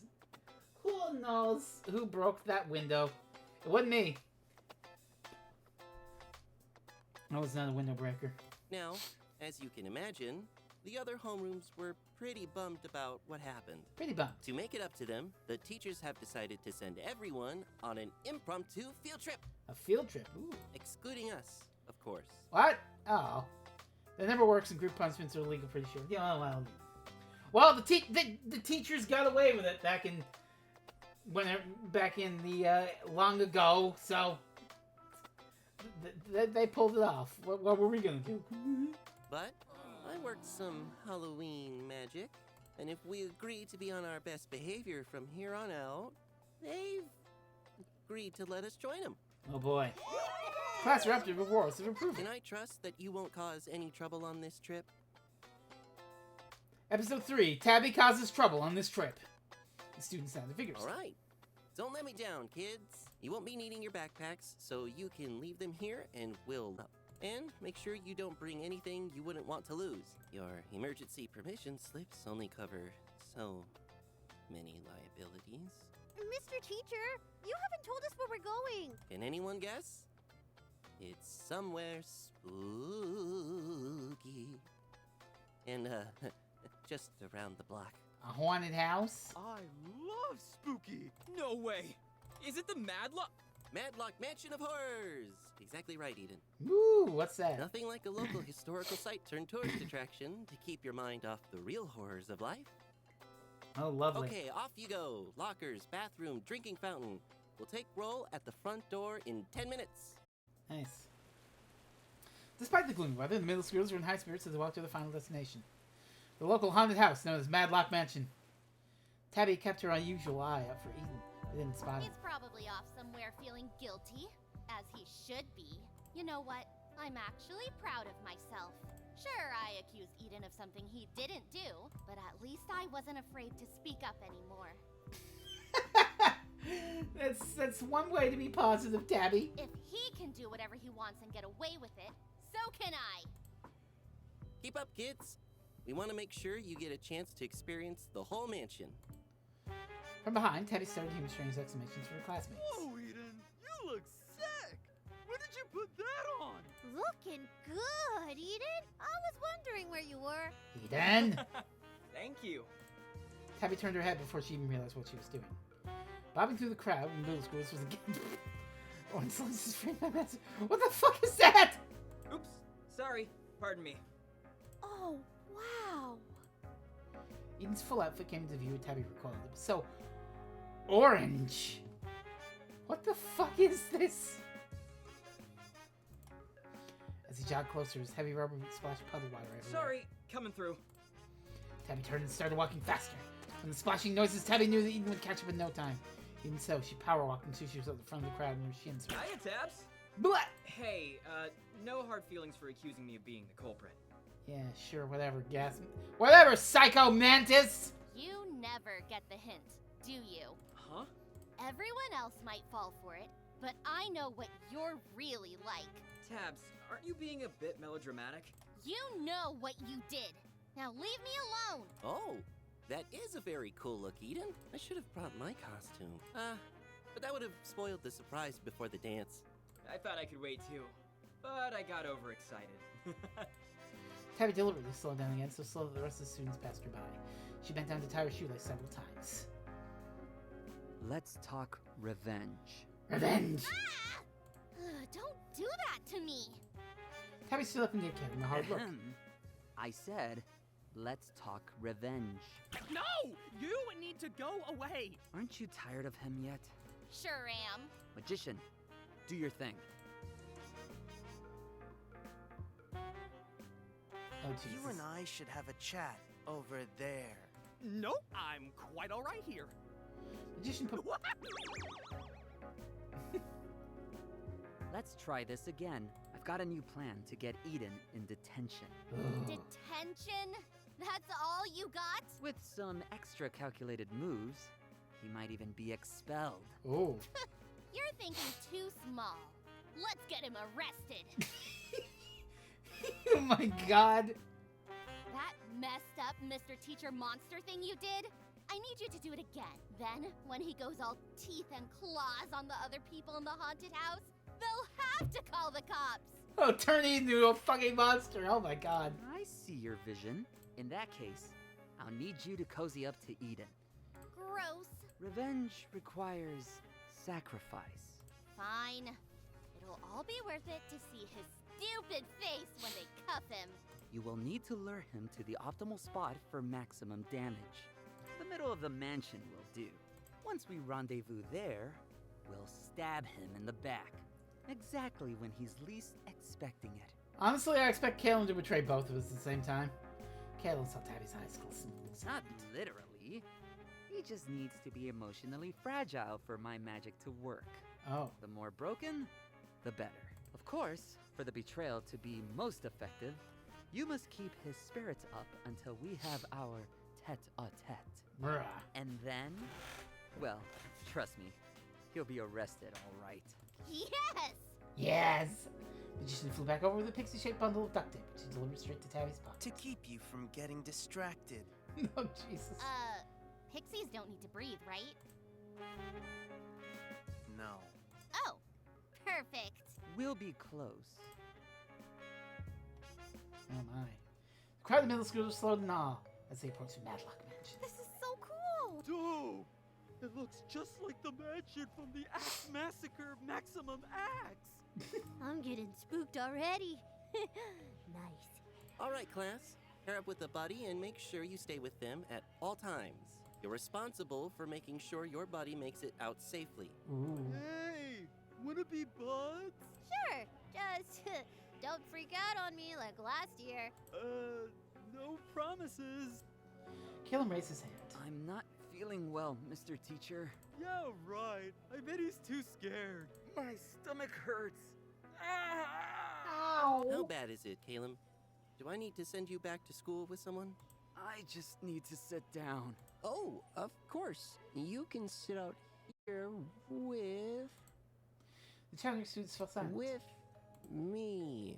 In fact, if anyone else wants to sit this out... Mr. Teacher said. I suppose I'll be the one to sit with you. Let me just inform the other teachers. I guess haunted houses aren't Caleb's style. Man, I hope he's still gonna have fun out here. Okay, this is my chance. I've got to stay close to Eden. Cringing, Tabby walked up to Eden. Hey, Eden, do you... Hey, Eden. Hey. I want to talk. Really? I mean, yeah, sure. More than happy to. Say, I'm not that dumb kid I used to be. I mean it. I know you see me as this joker, but I'm like an onion. Okay, Shrek! I have layers. Fuck! Sorry, what did you want to say to me? You have a... Okay, yeah, we gotta butter him up. Cool fit. Oh, I thought maybe you didn't like it since you said... I mean, never mind. Thanks. I'm so glad I managed to finish it in time. Plus, I'm already working on my next costume. Okay, I think this is working, but I still need him to trust me more. Anyway, was that all you wanted to say? Or... The mansion. Madlock Mansion. Oh, it's super awesome, right? So lucky that we get to come here. Man, I love haunted houses. Tabby took a deep breath, gathering up the courage to say what she needed. Anyway, I'd like it if you could be my buddy in the mansion. Eden did a clear double take. Dabs, almost got me there. Did Caleb put you up to this? Whew, that's a new one. Almost thought you were... I am serious. Will you buddy up with me? Me? Really? You and me. I mean, not complaining, just thought that wasn't how you rolled. This haunted house isn't... G13? I don't like this one. Wait, are you scared to go in, Tabs? Like, actually scared? I thought you were the queen of spooks. I am. This one is different, okay? I just need you to go in with me. I wouldn't judge you if you wanted to tell Teach you're not feeling up for it. Is he actually worried about me? You clipped it. No way, right? It's gotta be a trick. Do want to go in. I just thought, since you're an expert at spooky stuff, and everyone else is already paired up. Does anyone else not have a buddy yet? Oh, I get it. Testing the limits. I like it. What part is freaking you out? But I promise to keep you safe. Yeah, bet. Eden! If you need to tap out at any time, you let me know. Huh. That felt oddly sincere. Since I'm an expert and all. Is he sneering at me? I take it back. He's still a jerk. Eden! Come on, let's get in line. Ahead of Tabby, Eden and the other students disappeared into the open door of Madlock Mansion, one pair at a time. The darkness inside seemed to swallow them whole. When it was their turn, Tabby instinctively closed her eyes. She passed through the blackout curtains in the doorway. It's pretty dark in here, huh? Watch your step, Tabs. Tabby snapped her eyes open, barely avoiding walking straight into a wall. Of course it's dark. It's a haunted house. Oh, good. It's great that you're not afraid of the dark. Would have been hard to shield you from that one, to be honest. Tabby grimaced at her mistake. She could still... Thanks for nothing, strength. Give me a heads up when there's something you can't handle, okay? Okay. Ooh, there's a spooky! Get it together, Tabby. Just gotta mine Eden's stupid hero complex to keep him happy until I reach Caleb. Come on, act scared. Ooh, spooky. She glanced at Eden only to find him reverently touching the vest of a propped up corpse. What are you doing? Eden jumped and removed his hand from the vest. This is pretty nice fabric. What the fuck is that? Admiring the, weave. The weave. He patted his thigh like he was feeling for his pockets. Right. Left my notebook in my backpack. It was probably her eyes still adjusting to the dark, but Eden looked like Well, less like the villain than he was, and more like a dorky 8th grader with niche interests. Very niche interests. You're a weird guy, Eden. Thanks. Wasn't a compliment. We should keep moving, shouldn't we? Yes. Ooh, who said that? Creates one Gontar to put towards the next door. That way. Tabitha hastily suppressed her new instincts to fight all impending dangers with her fists. On second glance, the corpse uses the high school in a costume and makeup. Wonder if Calum is disguised as one of the actors. How far is the center of the mansion anyway? Let's get going. Eden disappeared into the next set of curtains without her. Did he just leave me behind? Eden! As soon as she finished that thought, Eden popped up his head back through the curtains, giving the impression that he had been decapitated. Just double checking. You okay with doll stuff? I know we just got here, but we can leave if that's not cool. Tabby froze and sure how to If I respond. say no, we'll leave and the plan will fail. But if I say yes, Eden might be suspicious and think I'm faking the whole being scared thing. Doll, express doll hatred. Express doll love. Doll love. Tabby shook her head, even though Eden probably couldn't see that well in the dark. No, let's. I mean, yes, dolls are okay. Eden appeared unconvinced. Tabby sensed an opportunity to strike. Dolls are just normal objects, just everyday toys. They're just dolls. No no biggie. Doll lover! Dolls. She glanced at Eden out of the corner of her eye. He seemed conflicted. Tabby held her breath. Well, if you say so. I love dolls. Yes! Sucker. Don't push yourself, though. Okay, Tabs? Say the word and we turn right back around and find the exit. Please don't reverse the flow of traffic. The corpse is just thumbs downing. Say the word and we'll walk deeper into the haunted house. Great. So safety first. So, you heading in? We've got the next group waiting too, you know. Let's do this. Eden ducked back through the next set of curtains, and Tabby followed suit. She blinked rapidly as her eyes adjusted to the flickering candlelight in the new hallway. Oh, this is kind of a creepy dollhouse, though. You still okay? Tabby took into the piles of sleepy baby dolls with missing eyes, the rag dolls with empty expressions and stitched-on smiles, and the clockwork dolls that moved with jerky-off kills removed in absolute silence. She felt something brush her shoulder, fishing wire dangling from the ceiling to scare and seductive victims. Tabby glanced upwards. Beheaded doll bodies rotated slowly in place, causing against bouquets of chubby plastic limbs like a deranged mobile. Luckily, Tabby had grown up in the house of a taxidermist, constantly on the scrutinizing gaze of glass eyes in every size and color. The doll diorama wasn't a big deal. At least not compared to Eden's scrutinizing gaze. Shoot. He asked me something, didn't he? Ah! A high schooler dressed like a wind-up doll popped over the end of the hall and began stumbling towards them. Let's play. Let's play. Nice. Ew. Eden stared at Tabby. I mean, wow. I love it. Before Tabby could performance, the wind-up doll reached them, leering at Eden. When Eden smiled instead of screaming, the doll moved to let them pass, visibly Me annoyed. too, doll. Me too. And there's the creepy doll that always follows you. We moved on to the next turn of the maze, home to a human-sized ventriloquist dummy carrying a smaller ventriloquist dummy.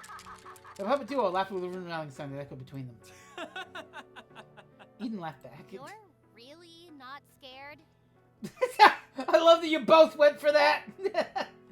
I mean, maybe a little. You know when you spot something out of the corner of your eye in the bathroom mirror? It's kind of like that. But I said I'd take care of you, right? Tabby grimaced said. Hey, don't sweat it. Since you asked me to, I'm delivering, but only 'cause I want to. Besides, this stuff doesn't bug me too much compared to other spooks. They ran to the corner, only to be met with shelves and shelves of doll heads turned purposely in their direction. When I was little, my Nana made doll clothes for extra cash, so there were always old-timey dolls in the house that I wasn't allowed to touch. Just me and them, staring at each other, waiting to see who would move first. Those were good times. Eden, you're weird. Eden inspected the doorway to the next part of the maze, which is framed by a literal arch of doll But heads. you said you like dolls, right? So these don't scare you either? Is that a trick question? Is he trying to catch me in a lie? Tabby shrugged as nonchalantly as she I could. like them a normal amount. Do you have a favorite type? You seem like you would enjoy something smiley, like a little Harlequin doll, or something like that. A clown? Is that the kind of energy I give off? Do I look like I tolerate clowns? Frezno fuck. What? Eden laughed at Tabby's what? Is that what? They're phobic against me? What? I don't know. Just thought it fit your vibes. You're pretty funny and lively when you want to be. I think that's a stretch. Funny? Lively? Me? Why are you asking anyway? Just something I was curious about. It's always cool to make stuff for people I like. So, is that a no on the cute little Harlequin? I like this doll song. You're in the engine room lined with funhouse mirrors. Mirror! Mirrors! Mirrors! I'm more of a skeleton person. Hey, Chris. You know what? We're getting that one for you, Chris. That's an evergreen one just for you. You know what you're getting with a skeleton. No tricks you can't see coming. I'll get that one too. The reflections doubled and tripled, transformed and stretched. She frowned with her artificially tall form in Eden's warped round short. Just good bones, clean bones, safe bones. One more. What the hell? Oh, right. You always were the Bones girl. For some reason, this is not a mission to make Tabby, and they have I'm gonna be real for a sec. Is Tabby Bones? And you love Bones? That's like cartoon character behavior. Eden? No way. Haven't heard that one before. Like, I probably liked Bones and Skeletons a normal amount before, but... Who's laughing now? Eden rejected the advances of the circus clown. They were waiting for them around the corner. The clown slunk back against the wall with a grumble. Anyways, you can't deny a good bone! Queen before I even knew there were bones in my body. I love that they're just talking about bones, and all of a sudden it's like discount Pennywise coming out. We all float down here! Oh, okay, you're just gonna talk about bones. Thanks? Eden and Tabby passed through the rest of the circus scene hallway and entered the heavy mists of the next room. They took in the pulley-powered ghost swooping over the paper mache tombstones in silence. You know, being haunted house buddies is fun. We should do it again. Yeah. I'm glad we got to chat, honestly. Like, when was the last time we were even partnered up like this? Oh my god. Rest in peace, my sleep schedule! What does this one say? Here lies... hang on.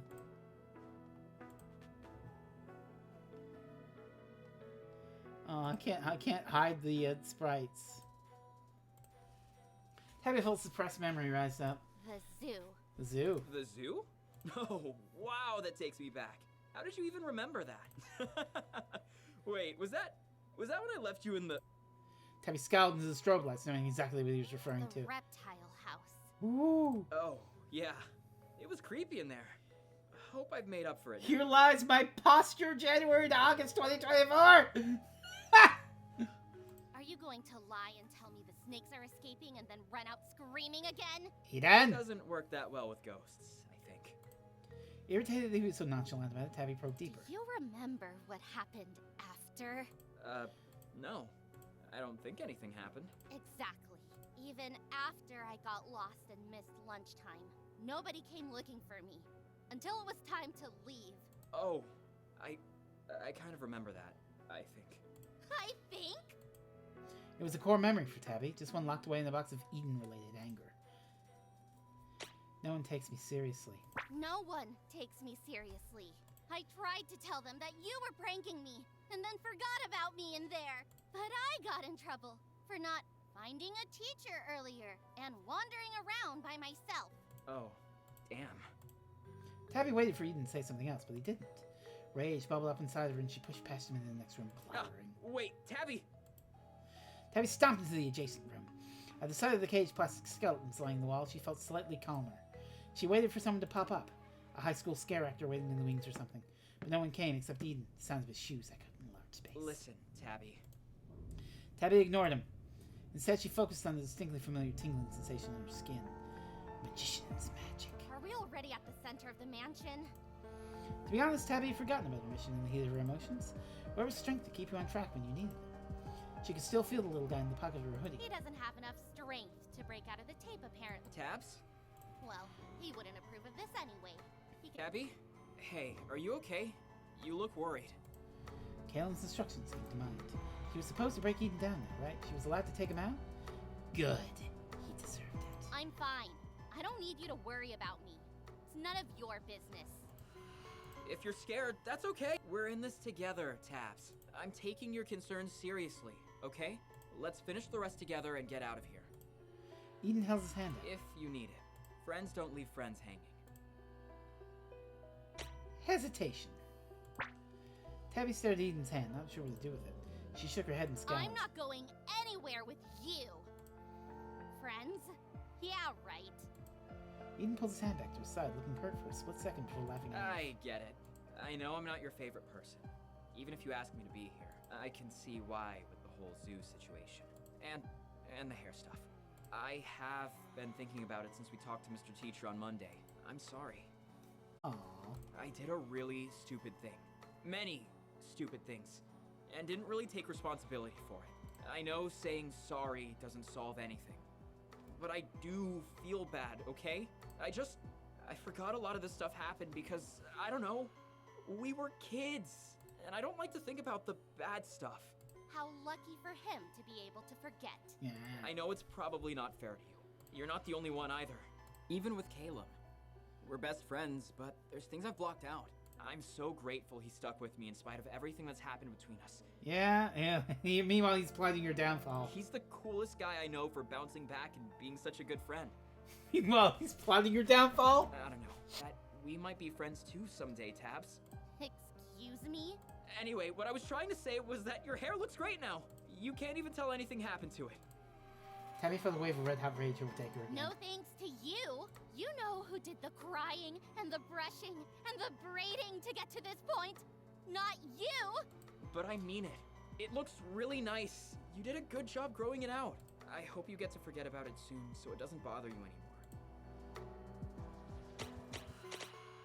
Call out Eden's toxic positivity. What is wrong with you? Huh? First, you minimize something that really hurt me. Then, you tell me I should get over it because it's all sunshine and rainbows now. You're a bullying jerk who laughs at other people's pain like we're the stupid ones for feeling bad. And you still think we'll be friends? Ouch. Not pulling any punches today, Taps. Do you hear yourself? A normal person would not be laughing right now. Stop acting like everything's gonna be okay all the time, you freak! I know you're yelling, as usual, coming from you. It's nice and familiar. Almost comforting. Oh, God. Tabby screamed with rage. This wasn't working. She was the one getting worked up, not Eden. Somewhere through the fog of frustration, Tabby managed to ground herself in one plan of action. She needed to hit Eden where it really If hurt. I was Caleb, I would hate your guts. Ooh! Actually, I know he does. He hates you. 100%. If he does or not, I think we're fucking with him. I think Caleb's fucking around, and trying to betray Tabby. Maybe. He's probably scheming against you right now.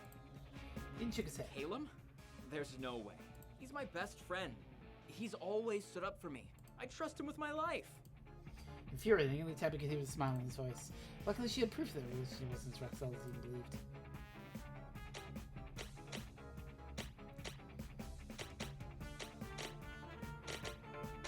Caleb hasn't forgiven Eden. I don't know what you did to Caleb, but he definitely hasn't forgiven you for it. I know because he told me you were a menace. Me! A random stranger! He even said you're the kind of guy who kicks puppies when they're already down. Scandalous! Eden stiffened. Jackpot. Why would he say that if he's such a saint? If he's really forgiven you? Is that how friendships work? One person is an oblivious idiot, while the other one hates their guts? In fact, you're not too dense to notice. Caleb talks about you like you're beneath him, to your face. He makes fun of your choices, your hair, your grades, your drawings. Eden was silent. Is he really your best friend if he's always putting you down? Have you racked your brain for more Yeah, proof? Actually, you heard him in the hallway, didn't you?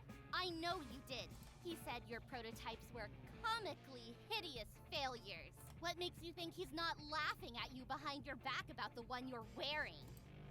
Eden didn't meet Tabby's eyes. Is that something you say about your best friend's hard work? Or is it what you say about someone you're just pretending to be friends with? Ooh. That's just... I'm sure it was a joke. Eden's shoulders dropped slightly. I... Eden took a deep breath and shook his head, chuckling to himself. Are you kidding me? There is no way Eden is this resilient. The cracks! I know you're just being grumpy, Tabs. Just being grumpy? So what? Nothing I said mattered? Bad-mouthing is part of your MO, Tabby. Maybe you haven't realized it, but... You don't even know me. You don't know the first thing about me. I know you're lashing out. You always do this, making things a bigger deal than they really are. Oh, there he goes. Dismissing her feelings and concerns again. She gonna get mad. Maybe I wouldn't if someone didn't just laugh off real problems every time, instead of accepting that some things are actually bad. Is it bad to be positive? Yes, when you're like an ostrich in the sand. You're so selfish! Does it help anyone but you to pretend like you can't see what's happening? Oh, and you're good at seeing what's really happening? Oh, he's getting heated too. All you do is cry to the adults when things don't go your way. You're always a victim. Ooh, shit! I am a victim! Not every time. You know, sometimes you hurt people too, Tabby. Oh, sure. Which one of us is a literal bully? You keep saying that like it's a fact, but you don't know me either. You don't know what I go through. What I'm thinking, why I'm like this. Tabby rolled her eyes. Boo-hoo, the bully has a backstory. Tell that to someone who cares. Oh, wait. You're so insufferable, nobody wants to hear your sob stories. Especially not Caleb. Eden flinched. Tabby went in for the kill. He hates you. He hates you, Eden. When are you gonna get in here? Stop bringing Caleb into it. He's got nothing to do with any of this.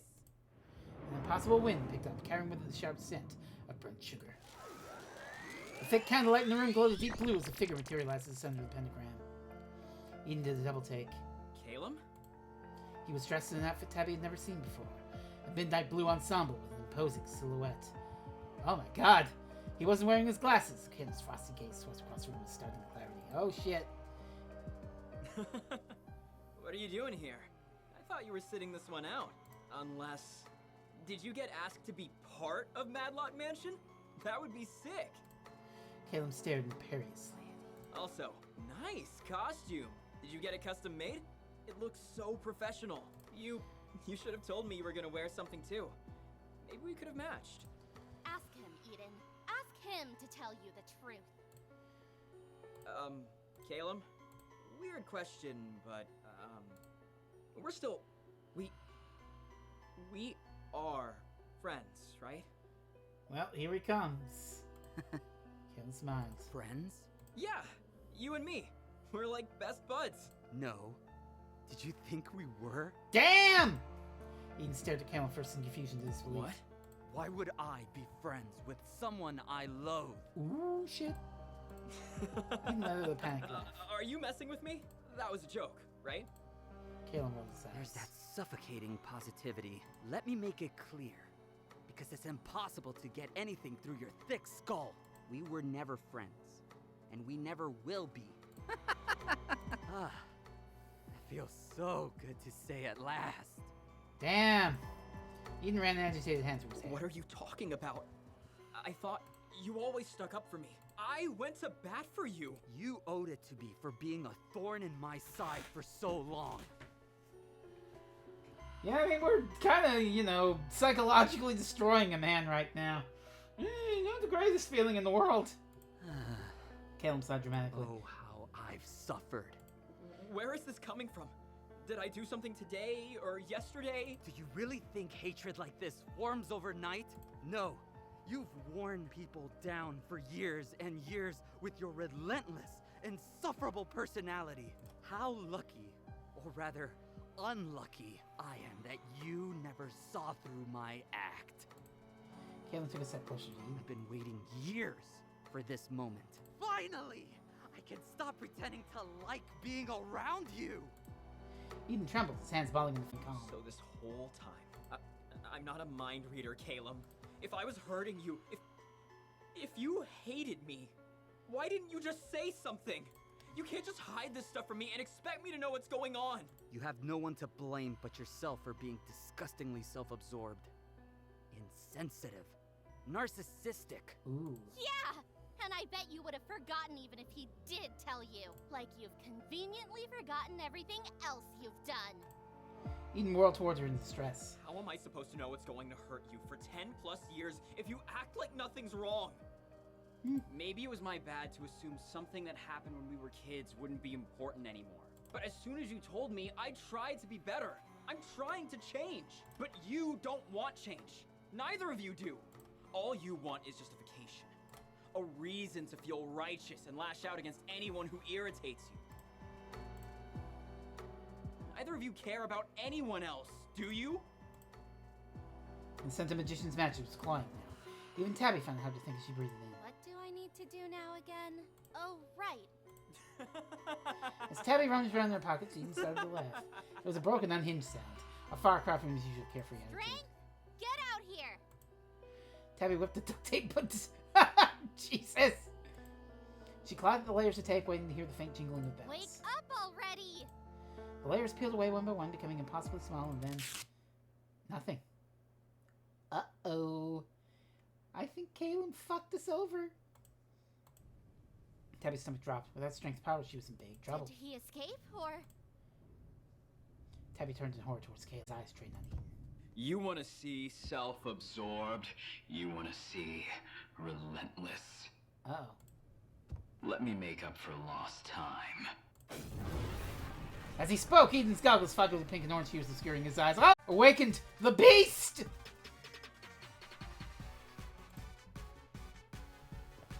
Caleb turned and ran before the transformation was even complete. Awakened the beast. Oh my Wumbo! Shinderu! Oh, that's not good! Nani? He bolted through a well-hidden door. Eden followed, slamming right into the door, which is locked behind Caleb. Tabby glanced around the room in a blind panic. There has to be another exit. She felt the air shift before she heard him lunge. Tabby raised her arms to shield herself from the impending attack. Wait, he doesn't even have real knives. Tabby caught the glint of Eden's blades as they sliced through the air, now metal rather than plastic. She threw herself out of their path, rolling across the ground. The blades glowed as they sank into the floorboards where she had been standing. Definitely not toys. Definitely not toys. Tabby scrambled to her feet, rushing to keep her distance from Eden. Caleb? Caleb! Oh, he's not here, Tabs. He's always been a coward. You showed that to me. Do you really think he cares enough to stick around? If he can fake it with me for years and years, what makes you think he'd bother trying to save you? Caleb! Fight, flight, freeze.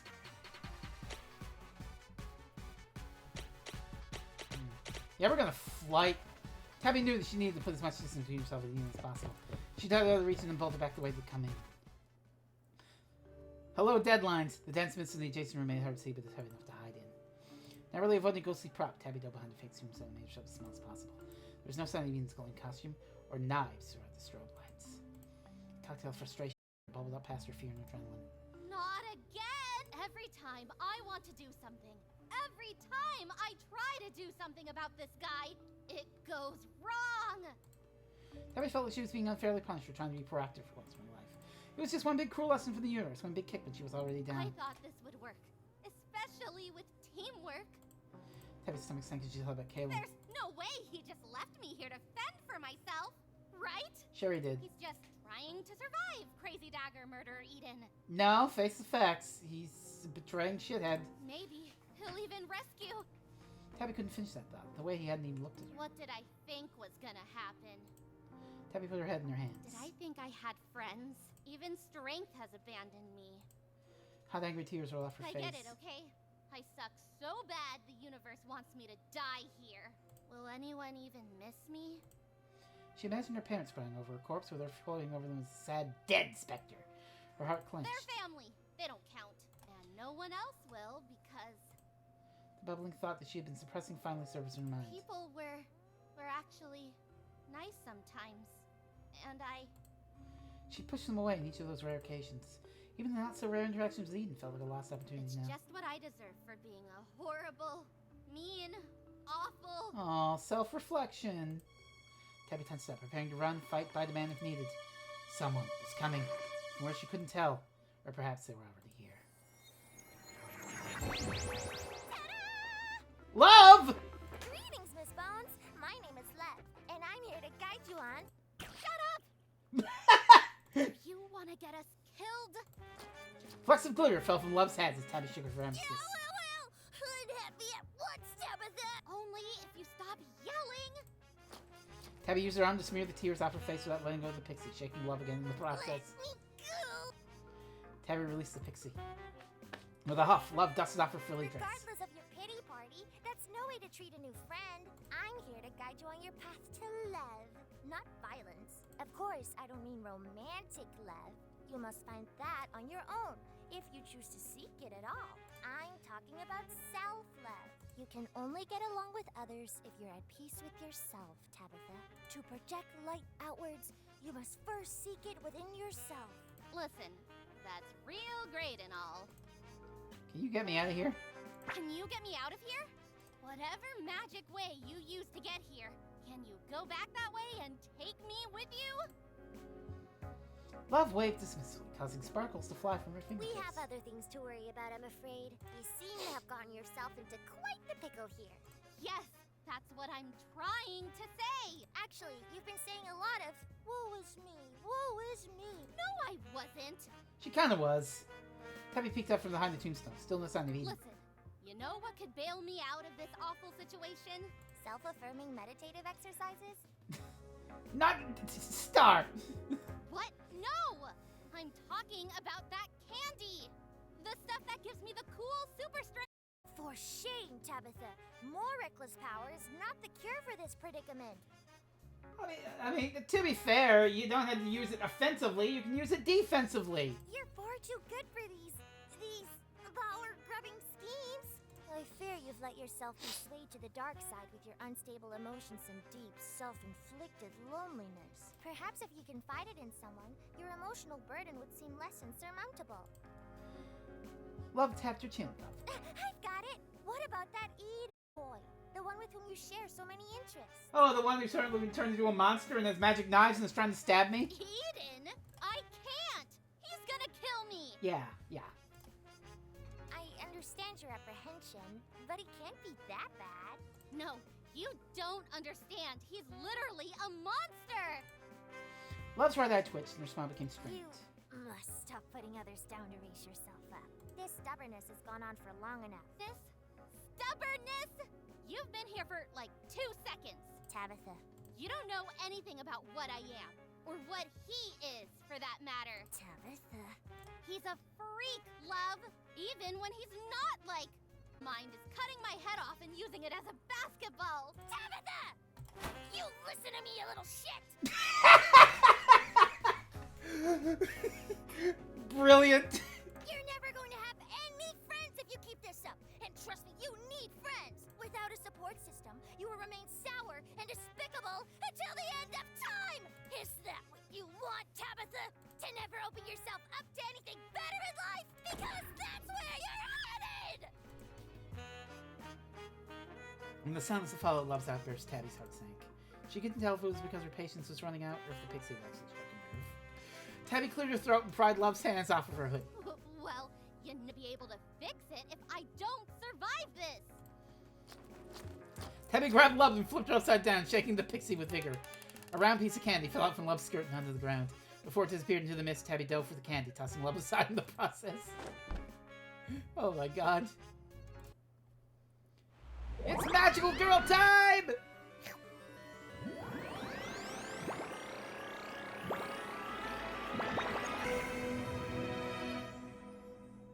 Damn, she got the trans flag colors. Pride Month! Pride Month, magical girl! Tabby didn't even bother examining her outfit. Based on past experience, she knew she looked ridiculous. Love, on the other hand, was... Excuse me? I can't hear anything over your voice! And we're being hunted by my lunatic class bully! It's a long story. To Love's credit, the pixie fell silent. I don't hear anything. The swish of the ghost passing in and out of the mist had long been filtered out by Tabby's brain, but the noise was absent now. Unsettled, Tabby peered over the tombstones. No more ghosts. As if someone had cut them down. Ooh. Tabby held her wand out like a sword as she took a careful step through the fog. Nice costume. Uh-oh. Tabby leapt into the air as fabric brushed her back. She slashed through mist with her wand, hoping it would miraculously connect with Eden's face. He stepped back coolly, blade outstretched and intercepted the swipe. She pulled her arm back, ready to strike again. Knife sliced into her arm, followed by a sharp hit. Ow! Blood dripped from the wound, warm flesh and suddenly too real. Are we okay? Tabby didn't answer, focusing on clutching her arm and applying pressure. She backed away. The blood just kept coming. That had never happened with strength before. More love's power was, even as new magic force endured, Tabby felt scared. But worst of all, weak. Tabitha! Tabitha, are you listening to me? Don't just stand there, we have to run! So she was able to figure out the exact timing to duck underneath that swipe. As she miraculously sprinted past him without injury, Tabby's mind raced, juggling too many things at once. The pain in her arm, the shrill sound of love screaming, the stress of having to find a way out. If there were emergency exits around, they hadn't been clearly marked. That left only two places where she could hide. The funhouse and the doll hall. Both were staffed with scare actors who would inevitably get caught up in the chase. She should race all the way to the doll hall and hope even get caught up slashing other people? Or she should learn to the funhouse mirror room, which would be less crowded. Funhouse! Tabby made a quick decision, aiming to sprint to the funhouse mirror room. As she raced down the adjacent hall, she spotted some other students coming up the path. There was also a clown waiting this gun, and his back turned to her as he hid behind the wall. Tabby's stomach clenched. She'd chosen this route to fight. This game is so good. Yeah, hi, Polly. Yeah, this rules. The clown turned to see who was barreling through the house in the wrong direction. Hey kid! You're going the wrong way. Just run! He's gonna murder you! The students and actors scattered in a panic. In their frantic confusion, some ran past Tabby directly into Eden's path. Tabby hoped that the screams echoed around her were people being chased, not people being slashed to ribbons. If only she understood what love's power was, maybe she could have stood and defended them. What am I supposed to do with your magic, love? Oh, that's easy. Feel better for what? So nothing that'll help us survive? Serotonin production is an important part of survival. Tabby groaned and ignores love lecture about stress responses. Luckily, having fused her strength twice before, she had some clues to look to. Tabby held the one laugh in front of her as she ran. Okay, just gotta wave it around. Around, around. She made frantic figure eights through the air. Come on, come on! A soft pink light enveloped the end of the wand. It glowed brighter and brighter, radiating warmth and chill. A beam shot out from the wand, quick as a bullet. A laser gun? This is something I can work with. The power of incredible violence! Tabby turned to see if Eden was still behind her. Not that she had wanted the other people in the hallway to distract her. But her stomach sank as she spotted him hot on her trail, glowing ominously. Tabby waved the wand in his direction. It's not a laser gun, and it is not to be used to attack people. I call it the love beam. Said love beam flew off in a different direction than Tabby has intended. Tell me you're joking. The love beam fills its targets with the power of love. Well, you know, that'd work for a berserk monster. A sense of inner warmth and appreciation, not just for others, but also themselves. Okay, that could still work. Eden shouted the lights near him in one swift move, swinging his blaster through the bulbs. The light bulbs exploded into sparks and shards of glass. In the sudden shadows, he seemed to glow even more menacingly. Warmth? Can it at least melt off faces? No! How is that helpful then? I might as well spit you back out and start throwing bricks or something. Tabby, if you pacify him, you will not die. Tabby tried to aim at Eden again. She felt the magic surge through the wand with less displeasure. Suddenly, her limbs tingled with pins and needles as it began moving with her input. The beam flew off in the wrong direction again. This time it hit the unfortunate clown and hadn't quite made it out of the hall. It swiveled towards Tabby. Who's laughing? I am, cause seeing you have a good time puts a real smile on my face. That outfit's looking real sharp, kid. Careful, you might cut some. She aimed the wand at the clown again, hoping another shot would cure him or whatever was happening. Tabby's arm moved on its own, enough force to spin her all the way around. Ow! Stop that! You stop that! Have you learned nothing about my views on violence? For as long as I must inhabit this body, you will not go around trying to hurt people with our powers! I was gonna undo it. And those are your hang-ups, not mine. Let go of my arm! Just struggling with herself. Eden continued to make long cold strides towards her. He slashed another set of lights and plunged once in the hallway into darkness. We gotta go now. Send the clown away. Tabby gained the upper hand against love, long enough to wave the clown away. Shoo! Get out of here! I can be your angle! Oh yeah, anything you say, you inspire me. Because that's what heroes do. The clown waved and jogged carefully behind the wall, presumably towards the hidden employee exit. Tabby rounded the corridor and into the next hall of the mirror maze. She was relieved to see it was as empty as she expected. Any students or actors who had passed through here must have kept running all the way to the entrance. He's gonna be here any minute. Give me my arm back! Not until you promise you're not going to use it for evil. In their continued fight for dominance, the wand fired off shot after shot. The blast ricocheted off the warped plexiglass until the air was filled with pink beams. Tabby dove to the ground as her storm whizzing through the room. Even then, her hands were balling and unballing into fists as love tried to take her over completely. I can't crawl like this! Let the hollandaise go! You know my conditions. I'm gonna get chopped up into 1,000 little pieces because of you. I'm sure you'll find... Eden appeared in the doorway, which was completely dark now, and paused as if to assess the sight before her. The endless beams of light in Tabby's arm moving like a wild eel while she was frozen mid-crawl. Hopefully one reflects against him and makes him not hate us. Shoots and ladders! Shoots and ladders! I mean, shoelaces! Oh, she can't swear because love is censoring her! Are you hearing me? Eden rolled his shoulders as if limbering up before a workout. Then he took a careful step forward, parrying beams away with his knife. Sensing he would be on her in a second, Tabby jumped to her feet just to get hit squarely in the face by a beam. Waffle! Tell you to be careful. Love relinquished control of Tabby's arm so she could clutch her face in peace. Careful with what? Stray lasers for my own wand? What kind of shrimpy design? Oh wait, it's already clearing up. Did you gain the power of self-love? As she blinked away tears, Tabby only felt a small sense of disappointment. That was like Deep sense of 2 disappointment. seconds of light. It barely even warmed my face. I knew it was useless. Do I look like the kind of pixie who would go around giving children face-melting lasers? I told you. It's a tool to inspire confidence and camaraderie. I'm confident that I'm not feeling any camaraderie with anyone right now. Tabby glanced around the room, keeping an eye out for both lasers and knives. Where did he go? Don't ask me. I can't see any better than you, Tabitha. Tabby swung around through the air preemptively. Eden burst out from the opposite doorway and ran at Tabby. When did he get over there? Springing into action out of instinct of self-defense, Tabby slammed him upside the head with the pommel of the wand. Bonk! Eden's mask was knocked askew, but Tabby didn't wait for him to adjust it. She tackled him with all the force she could muster. Even their small size and limited athletic ability, she still managed to knock him off balance. Eden staggered, tripping into the funhouse mirrors. They buckled from the force of his impact. Shards of glass swinging down on both of them and scattered across the floor. With one arm still wrapped around Eden, Tabby grabbed a mirror fragment as she was trying to gain some leverage in the fight. Fortunately, Eden had recovered much quicker than Tabby, pushing her to the side and making her drop the shocking glass. In the fit of desperation, she smashed the heavy end of her wand on Eden's wrist. Tabby winced, realizing she had definitely struck bone. Eden stopped in his tracks, clutching his hand. Specks under the ragged noose his ass, his gritting his teeth against the pain. Tabby ran for it, knowing instinctively this was going to be the only moment to flee. She was so close to the exit, she just had to keep running until she was out of the mansion. Tabby burst into the entrance hall. Ah! The glowing murderer is here! I'm too young to die. I'm not. It's me, Tabby! Tabby? Why the Hellenistic age are you all here? I thought everyone else left. I'm enjoying these creative ways of self-censorship. Hellenistic age? The doors are locked. We've tried everything. Even the windows are sealed shut. Oh, God. That was probably Caitlin's doing. They discussed making it impossible for Eden to leave.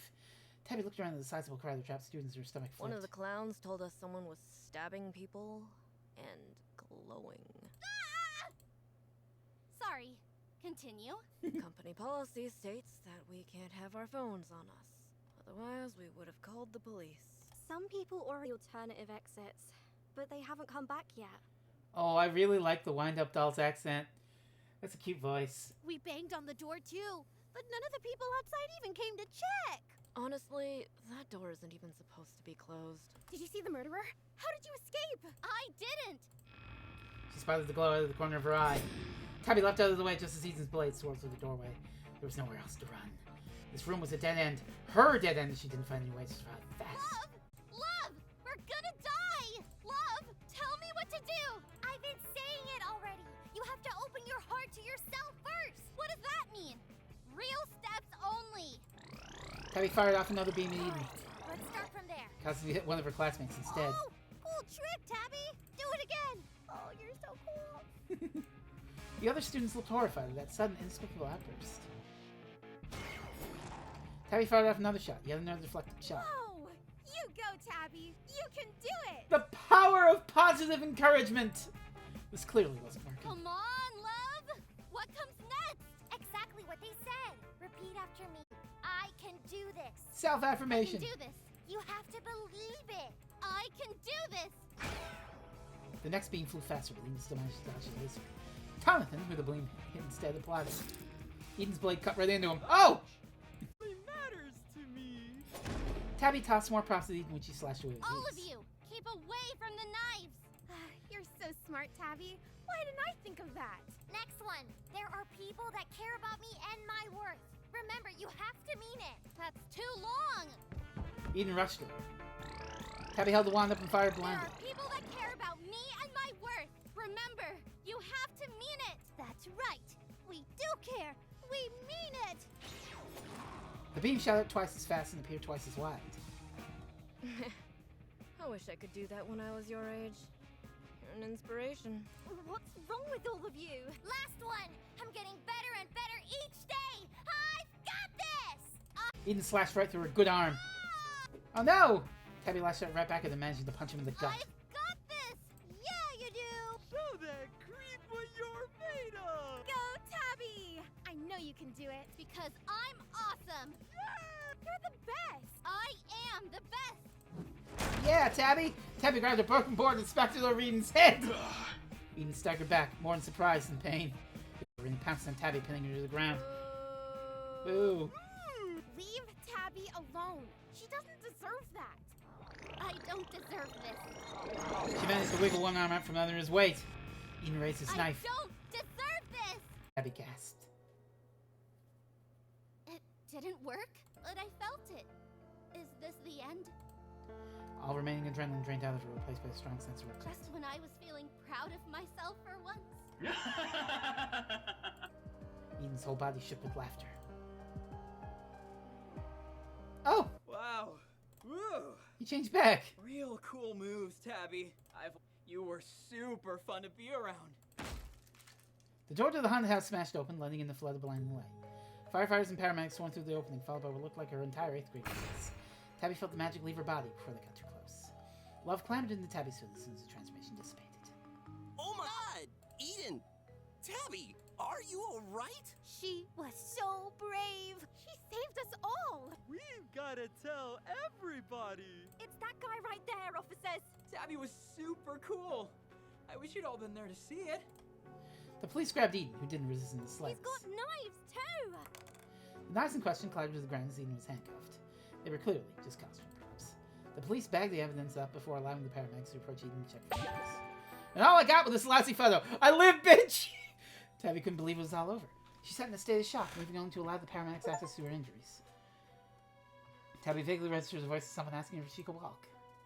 She stood in a daze, following the scare actors and other students out of the house. Poor Tabby! She saved us all! It's true. There was a smattering of applause from Tabby's classmates. The crew, Stu and Den, chimed in about Tabby's It expectations. was amazing. Woohoo, Tabby! Eden was pushed into an ambulance, still handcuffed. Thanks for saving us. I don't know how you weren't scared. It's because she's a tried and true hero. The applause and cheers grew louder as the students surrounded her in a bubble of praise. Tabby felt the sound warmer up from inside. Are you hurt, Tabby? We don't want you to be hurt. No, I mean, yes, but... Excuse me! Medic! Tabby should be treated ASAP! Wait. Oh, maybe she's actually fine. I would totally believe it after her amazing fight. Down at her arms, hastily covered in gauze and tape. You're right. She was just so cool. Express gratitude. Thanks. We should be thanking you. Tabby smiled. I'm glad no one else was badly hurt. The applause grew even louder. Gosh, that smile. She's so dashing, so kind. Exactly. Tabby's smile faltered as Kayla emerged from the crowd. You fucker! Yes, imagine if that... Tabby saved all of us. Another cheer ran through the But we students. can give her all the praise that she deserves later. She sacrificed a lot for us. So right now, as her friend, I'm asking you all to let her rest. Caleb! Caleb's right. Give her some space. Oh, Yeah, Tabby, You rest up. I'm going to call my mom and tell her. Tabby gave a little bow and everyone started cheering again. Before Tabby could be surrounded by more applauding students, Caleb placed one firm hand on Tabby's elbow and led her forcefully onto a bench near the sidewalk. Fucker! Still within the eye line of the other middle schoolers, Caleb smiled guilelessly. So, you survived. Yeah, I did. Yeah, no thanks to you! No thanks to you. Yeah, exactly! Marry me! Tabby took in this instant expression and narrowed her eyes. Did you expect me not to? I expected some difficulty. Yeah, well, if you expected so much. Where were you? Why did you disappear as soon as the fight started? Where the hell did you go? Or was that your plan all along? Magician had more difficulty controlling Eden than we anticipated. Yeah, sure. A simple malfunction. Nothing more. I have no say in the matter. Yeah, right. How magic manifests, how it mingles with man, that is out of my purview. Everything inside Tabby was telling her this was a lie, also incredibly pretentious. I don't buy it. Caitlin's eyes flashed, his gaze hardening into the smile. You don't? I don't know what to tell you, Tabby. That's the only truth I have to offer. Love emerged from Tabby's hood, peeking out at Caitlin from behind Tabby's thick braids. Is this a friend of yours, Tabitha? Tabby was slow to answer Love, turning the question over in her I mind. don't know. Tabby gave Caitlin a sharp look. Friends don't leave friends hanging. I learned that recently. They step up and stand up for each other in the face of difficulty. But you disappeared on me. Atta girl! Tell them how you really feel! Caitlin glanced at Love, who shrank back instinctively. She reached down to pet Tabby's shoulder. Tabby felt herself smile with sudden self-confidence. You know, if you're having trouble with Magician, I could take a look. Caitlin raised an eyebrow. Take a look. How, exactly? I know I can make better use of Magician. Let me have him for a day to see if we're more compatible. And then if we are... Caitlin crossed his arms. Why would I do that? We would have swapped from the start if it was so simple to adjust to different pixie magic.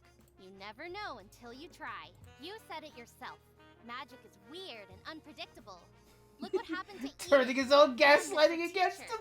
I'm the one with the more successful track record for pixie powers anyway. Are you? We both had 2 chances. You and Magician botched yours. I executed my parts perfectly. You can't fight the numbers. Yeah. Caitlin shrugged. Maybe you would have even more problems. Trust me, Magician needs a careful guiding hand and someone who can bounce back from the malfunctions. He can speak for himself. Where is Magician anyway? Of course, it's easy for you when all you're doing is destroying things. Have you done any work that needs a refined touch? A fine-tuned approach? Tabby opened and closed her mouth, begrudgingly acknowledging his point. Besides, I saw that you have a new pixie friend. Caitlin fully turned his reptilian gaze towards Love, who held close So to Tabby. quick to the next. I feel ill at ease simply handing Magician over to you. Especially if you're replacing pixies left and right, like they're disposable tools. Unlike you, I value my relationship with Magician over the novelty of a shiny, new thing. And who absconded with my first pixie, Calum? I haven't replaced anyone. Well, in that case, have you considered giving me your excess pixies? Since they've given you excellent results. A little charity for one in need. Tabby stood up, putting Love into her pocket. Love gave a small cry of protest, but didn't emerge again. They're not excess anything. Sit down before someone... One isn't a surplus to the first? No. Where is Strength anyway? I haven't seen him buzzing around you like an anxious bee. Caleb furrowed his brow and adjusted his glasses as if he was seriously contemplating String's absence. He put the school's expression back to one of insufferable superiority. He's... He was Caleb of being involved. Tabby took in Caleb's unusual expression. Maybe you took him. Caleb scoffed. So you've lost him. Or he was... A pixie when I have one in my employ already. Tabby narrowed her eyes You at always Caleb. have an answer ready for everything, huh? Well, answer this. If you think you're such a genius mastermind, how come you didn't have a backup plan for when Magician messed up and you let a killer on the loose? Yeah. And if your plan was to have me and Strength take Eden down, why didn't you foresee that Strength might go missing? You can't blame me. Many things go wrong if your plans were supposed to be foolproof. Yeah. It's like they're actually full of holes or something. It's almost like you're not in control at all. Ken's eyes flash with an undecipherable emotion. I am in control. Oh yeah? I decide how to proceed. Then I'll ask you again. If everything went according to your plans, why did it all miraculously fall apart? And Ken stares icy. Who can say how a well-oiled machine will break if a rock is thrown into the gears? Can the rock really blame the machine for breaking? Perhaps you should think about your own responsibilities and how you might fire. Tabby scowls. Ken's gonna keep dodging your questions. whatever. If I find out you've been hiding or hurting Strength, I shall be sure to let him know you've had a change of heart and suddenly care about his well-being, if I see him.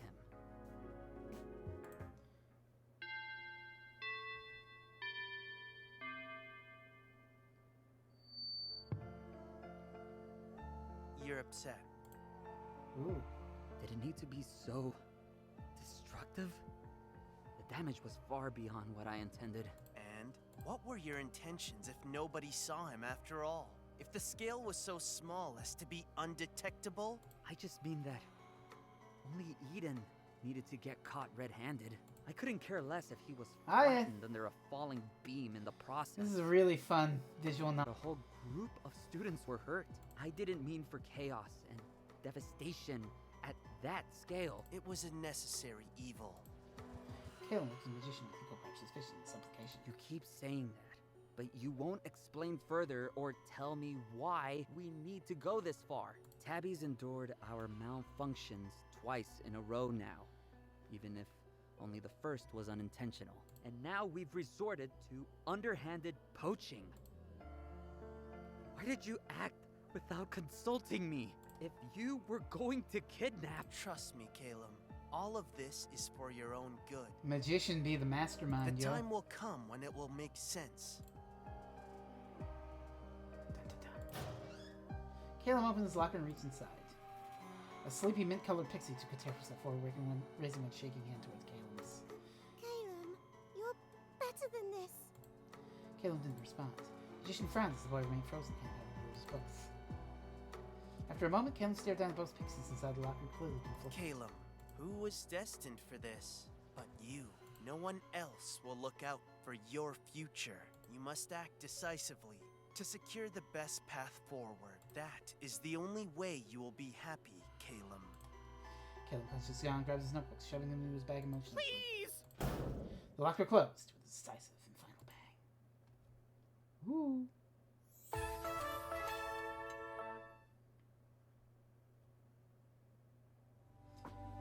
Oh shit!